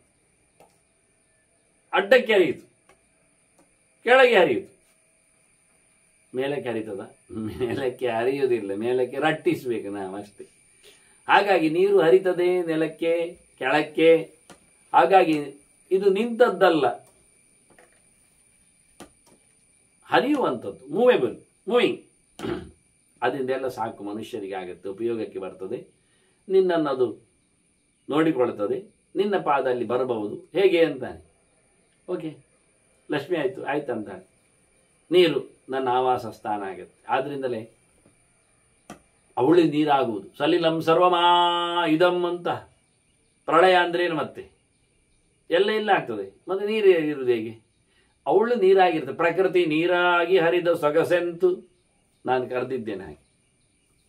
ಹಾಗಾಗಿ ಎಲ್ಲೆಡೆಯೂ ಸಹ ತುಂಬ ವ್ಯವಸ್ಥೆಯಲ್ಲಿ ಅಪ್ರಾಕೃತವಾಗಿರ್ತದಾಗ ಇರಲಿ ಇಲ್ಲಿ ಇರತಕ್ಕಂಥ ನೀರಿನಲ್ಲಿ. ಆದ್ದರಿಂದ ಎಲ್ಲರ ಹಸಿವು, ಬಾಯಾರಿಕೆ ಎನ್ನುವುದರಲ್ಲಿ ಬಹಳ ದೊಡ್ಡ ಮಟ್ಟಿನದ್ದು ಅಂದರೆ ನೀರಿನ ಪಾತ್ರ. ನೀರು ಕುಡಿದ್ರೆ ತಂಪಾಗ್ತದೆ, ಲಕ್ಷಣ ಆಗ್ತದೆ. ಎಲ್ಲ ಮರ ಗಿಡಗಳೆಲ್ಲ ಹೀಗೆ ಬಾಡಿರ್ತವೆ. ನೀರು ಹಾಕಿದ ತಕ್ಷಣ ಲಕ ಲಕ ಲಕ ಅಂತ ಲಕ್ಷ್ಮಿಯಲ್ಲಿ ಬರ್ತಾರೆ. ಲಕ ಲಕ ಅಂದರೆ ಲವಲವಿಕೆ ಬರ್ತದೆ ಅಲ್ಲಿ, ಮತ್ತೆ ಉತ್ಸಾಹ ಮೂಡ್ತದೆ. ಅದೇ ದ್ವಾದಶಿಯನ್ನು ನೀರು ಕುಡಿದಾಗ ಹೇಗೆ ಮನುಷ್ಯನ ಉಪವಾಸ ಮಾಡಿದವನಿಗೆ ಒಮ್ಮೆಲೆ ಸ್ಪಿರಿಟ್ ಬರ್ತದೋ ಹಾಗೆ ನೀರು ನೋಡಿದಾಗ. ಆದ್ರಿಂದ ಅಲ್ಲಿ ಮಹಾಲಕ್ಷ್ಮಿ ಸ್ವರೂಪಳು. ಆಪೋ ನಾರಾಯಿತಿ ಪ್ರೋಕ್ತ ಆಪೋ ವೈ ನರಸು ನಮಃ ಅಯನಂ ತಸ್ಯತ ಪೂರ್ವ ಅಂತೇಳಿ ನಾರಾಯಣ ಸ್ಮೃತಃ ಅಂತೇಳಿ. ನಾರಾಯಣ ಶಬ್ದ ಅರ್ಥವೇ ನೀರಿನಲ್ಲಿ ಪವಡಿಸಿದವನಂತೆ. ನೀರು ಮಹಾಲಕ್ಷ್ಮಿ, ನೀರೇ ನೀರೇ ನೀರೇ, ಭಗವಂತನ ನೀರೇ ನೀರೇ. ಮತ್ತೆ ಮೂರು ಹೇಳ್ತಾಳೆ. ಆ ಮೂರನೇದ್ದು ಅಂದ ಇವ, ಯಸ್ಮಿನ್ ವೇದಾಶ್ಚ ಯಜ್ಞಾಶ್ಚ ಯಸ್ಮಿನ್ ದೇವಾಹ ಪ್ರತಿಷ್ಠಿತಾ ತೃತೀಯಂ ಪಾದಂ ಅಗ್ನಿಸ್ತೇ ಅಂದ. ನಿನಗೆ ಮೂರನೇ ಪಾದ ಬೆಂಕಿ ಅಂದ. ಇದು ನೋಡಿ, ನಿಂತಲ್ಲಿ ನಿಲ್ಲುವುದಿಲ್ಲ, ಕೆಳಗೆ ಹರಿಯುವುದು ಅಲ್ಲ, ಅಡ್ಡಕ್ಕೆ ಹೋಗುವುದಲ್ಲ, ಇದು ಮೇಲಕ್ಕೆ ಉರಿಯುವುದು. ಮೂರನೇ ಸುತ್ತು ಕೊಟ್ಟ ಬೆಂಕಿ ಅಂದ. ಈಗ ನಾವು ಮೇಲಕ್ಕೆ ಉರಿಸ್ತೇವೆ, ನೆಲದಲ್ಲಿ ಅಲ್ಲ. ಮತ್ತೆ ನಾವು ಸ್ಟವ್ ಅಲ್ಲಿ, ಆದ್ರಿಂದ ಹೇಸಿಗೆ ಅದಾಗುವುದಿಲ್ಲ. ಫ್ಲೇರ್ ಬೇಡ ಅಂತಾರೆ ಎಲ್ಲರೂ. ಗೊತ್ತಿದ್ದು ಜನ ಮತ್ತೇನು ಮಾಡುದು? ನಾವು ಗೊತ್ತಿದ್ದು ಹಾಲನ್ನು ಹಾಳು ಮಾಡಿ ಕುಡಿಯುವುದಿಲ್ವ? ನಾವು ಗೊತ್ತಿದ್ದು ಅಡುಗೆಯನ್ನು ಸೋಡಾ ಪೌಡರ್ ಮತ್ತಿಂದ ನಾಳೆಗೆ ಹಾಳು ಮಾಡಿ ಕುಡಿದಿಲ್ವ? ಅಥವಾ ಕಲರ್ ಹಾಕಿ ಕೆಡಿಸುವುದಿಲ್ವ? ಅದು ನಾವು ಗೊತ್ತಿದ್ದೇ ಎಣ್ಣೆಯನ್ನು ಕೊಬ್ಬಿನ ಪ್ರಾಣಿಯದ್ದೆಲ್ಲ ಹಾಕಿ ಹಾಳು ಮಾಡೋದಿಲ್ವ? ಅದರಿಂದ ಮಾತಾಡೋದಿಲ್ಲ, ಎಂತ ಮಾತಾಡಿ ಪ್ರಯೋಜನ ಇಲ್ಲ. ನಮ್ದು ಪ್ರಸಾದ ಲಡ್ಡು ಸಹ ಹೇಸಿಗೆದ್ದು ಗೊತ್ತಿದ್ದು, ಹೊರಗಿನದ್ದು ತಿನ್ನಬಾರ್ದು ಗೊತ್ತಿದ್ರು ತಿಂತೇವೆ, ಯಾರೋ ಮಾಡಿದ್ದು ಕೂಡಿಸಿದವರು ಮಾಡಿದ್ದು ತಿಂತೇವೆ, ಮತ್ತೆಂತ ಮಾತಾಡ್ಲಿಕ್ಕೆ. ಅದ್ದ ಬೆಂಕಿ ನಿನಗೆ ಮೂರನೇ ತಾಣ ಅಂತ. ಯಸ್ಮಿನ್ ವೇದಾಶ್ಚ ಯಜ್ಞಾಶ್ಚ ದೇವಾಹ. ಅಗ್ನಿಯಲ್ಲಿ ಎಲ್ಲ ದೇವತೆಗಳ ಆಹುತಿ ಉಂಟು, ಎಲ್ಲ ಕರ್ಮಗಳು ಯಜ್ಞಗಳು ನಡೀತಾವೆ, ಎಲ್ಲ ಮಂತ್ರಗಳಲ್ಲಿ ವಿನಿಯೋಗಕ್ಕೆ ಬರ್ತಾವೆ. ಹಾಗಾಗಿ ನಿನಗೆ ಅಲ್ಲಿ ಇರ್ಲಿಕ್ಕೆ ಅಂತಲ್ಲ. ಓ ಆಯ್ತು ಅನ್ಲಿ, ಸರಿ. ಆದ್ರಿಂದ ಜಾತವೇದಸೆ ಸನುಮಾಮಸೋಮಂ ಅರಾತೀಯ ತೊಲಿದ ದಿವೇದ ಸನ ಪರ್ಷದತಿ ದುರ್ಗಾಣಿ ವಿಶ್ವಾನಾಮೇವ ಸಿಂಧು ದುರಿತಾತ್ಯಗ್ನಿಹಿ ಅಂತೇಳಿ ಮಹಾಲಕ್ಷ್ಮಿಯನ್ನು ಅಗ್ನಿ ಪ್ರತ್ಯೇಕದಲ್ಲಿ ಆರಾಧನೆ ಮಾಡ್ತಾ ವಿಶೇಷವಾಗಿ ಇವತ್ತು ದೀಪ ನಮಸ್ಕಾರ, ದುರ್ಗಾ ಪೂಜೆ, ಮಂಡಲಾರಾಧನೆ, ತ್ರಿಚಕ್ರ ತ್ರಿಕಾಲ ಆರಾಧನೆ ಎಲ್ಲ ಮಾಡ್ತಾ ಇದ್ದು ಹೇಗೆ? ದೀಪದ ಮಾಧ್ಯಮದಲ್ಲಿ. ಆದರೆ ಅಗ್ನಿ ಮಹಾಲಕ್ಷ್ಮಿಯ ಪ್ರತೀಕವಾಗಿ, ಒಂದು ಪಾದವಾಗಿ, ಈ ಮೂರು ಒಂದು ನೋಡಿ, ಮಣ್ಣು, ನೀರು, ಬೆಂಕಿ ಕಾಣುವ ಮೂರು ಭೂತವನ್ನು ಮಾತಾಡಿಸಿ ಆಯಿತು. ನಾಲ್ಕನೆಯದ್ದು ಕೇಳಿದ್ದಾನೆ. ಲಕ್ಷ್ಮಿ ಕೇಳಿದ 4 ಮಾಡು. 4 ಸೊತ್ತು ಹೇಳಲಿಕ್ಕೆ ಹೋಗ್ಲಿಲ್ವ? ಅವ ಹೇಳ್ತಾನೆ ವಿಶೇಷವಾಗಿ, ಏವೈ ಸಂತಹ ಮನುಷ್ಯೇಶು ಬ್ರಹ್ಮಜ್ಞಾ ಸತ್ಯವಾದಿನಃ. ನೋಡು, ಇದನ್ನು ಉಪಯೋಗಿಸಿಕೊಳ್ಳುವವರು, ಅದು ಕೆಟ್ಟವರಿರ್ತಾರೆ, ಬೇಡ. ಸಜ್ಜನರು ಅಂದರೆ ಸುಮ್ಮನೆ ಇರ್ತಾರೆ ಅಲ್ಲವಾ? ಸಜ್ಜನರು ಅಂದರೆ ಬ್ರಹ್ಮಜ್ಞಾನಿಗಳು, ಭಗವಂತನನ್ನು ತಿಳಿದವರು, ನಿನ್ನ ಇನಿಯನನ್ನು ಮಾತಾಡಿಸಿದವರು. ತಿಳ್ಕೊಂಡವರು ಇರ್ತಾರೆ ಕೆಲವರು, ನಡ್ಕೊಳ್ಳೋದು ತಪ್ಪುಂಟು ಹೇಳಿದರೆ ಅದಾಗುವುದಿಲ್ಲ. ಸತ್ಯವಾದಿನ ಚೆನ್ನಾಗಿರಬೇಕು, ಒಳ್ಳೆ ತಿಳ್ಕೊಳ್ಬೇಕು, ಒಳ್ಳೆಯದನ್ನು ಹೇಳಬೇಕು. ದೇವರನ್ನು ತಿಳಿಬೇಕು, ಬಾಯಿ ಮುಚ್ಚಿ ಕೂತ್ಕೊಳ್ಳೋದಲ್ಲ, ದೇವರ ಬಗ್ಗೆ ಹೇಳಬೇಕು. ದೇವರನ್ನು ತಿಳ್ಕೊಳ್ಬೇಕು, ಬಾಯಿ ಮುಚ್ಚಿ ಇರುವುದಲ್ಲ, ದೇವರನ್ನು ತಿಳಿಸಿದಾಗೆ ನಡೆಸಿಕೊಡಬೇಕು. ಕೃತಿಯಲ್ಲಿ ಮಾತಿನಲ್ಲಿ ಒಂದೇ ಬಗೆ ಇದ್ದವರು ನನಗೆ ಬೇಕು. ತಿಳ್ಕೊಂಡವರು, ತ್ರಿಕರಣ ಪೂರ್ವಕವಾದ ಸಜ್ಜನರು ಅವರು ಶಾರೀರಿಕವಾಗಿ ಶುದ್ಧರು, ಮಾತಿನಲ್ಲಿ ಭಗವಂತನ ತಿಳಿಸುವವರು, ದೇವರನ್ನು ತಲೆಯಲ್ಲಿ ಹೊತ್ತವರು. ಹೀಗೆ ತ್ರಿಕರಣ ಪೂರ್ವಕವಾಗಿ ಸಂತಹ ಬ್ರಹ್ಮಜ್ಞಾ ಸತ್ಯವಾದಿನ 3 ಕ್ರಮದಲ್ಲಿಯೂ ಸಹ ಅವರು ಎತ್ತರದವರು. ಇದು ನಿನಗೆ ಅಂದ ಇಂದ್ರ. ಆಯ್ತು ಅಂದವಳು, ಚೆನ್ನಾಗಿದೆ, ನಾನು ಕೂತಿದ್ದೇನೆ. ದೇವರನ್ನು ತಿಳಿದವರಲ್ಲಿ, ದೇವರನ್ನು ತಿಳಿಸುವವರಲ್ಲಿ, ದೇವರ ಬಗ್ಗೆ ತಮ್ಮ ದೇಹವನ್ನು ದುಡಿಸಿಕೊಳ್ಳುವವರಲ್ಲಿ ನಾನು ಇರ್ತೇನೆ, ನಾನು ಬರ್ತೇನೆ. ಎಲ್ಲರನ್ನು ಚೆನ್ನಾಗಿ ನೋಡಿಕೋ. ಭೂತೇಶು ಪರಿಧತ್ಸಮಾಂ. ಈ ಭೂತಗಳಲ್ಲಿ ಸಜ್ಜನರು ಸೇರಿಸಿ ಈ ಕಾಣುವ 3 ಭೂತಗಳಲ್ಲಿ ನನ್ನನ್ನು ಚೆನ್ನಾಗಿ ಸಮಾರಾಧನೆಯಲ್ಲಿ ಬಾ ಅಂತ ಹೇಳಿದ್ದಾಳೆ. ಅವರೆಲ್ಲ ನೋಡಿಕೊಳ್ಳುತ್ತಾನೆಂದ್ರೆ ಹೇಳಿಬಿಟ್ಟಿದ್ದಾನೆ. ಮುಂದೆ ಏನಿಂದ್ರ ಇದನ್ನು ಉಪಯೋಗಿಸಿಕೊಂಡು ಮಾತಾಡಿದ್ದಾನೆ ಎನ್ನುವುದನ್ನು ಮತ್ತೆ ಕೇಳುವ ವಂದನೆಗಳೊಂದಿಗೆ. ಶ್ರೀಕೃಷ್ಣಾರ್ಪಣಮಸ್ತು. ನಾರಾಯಣ ನಾರಾಯಣ ನಾರಾಯಣ.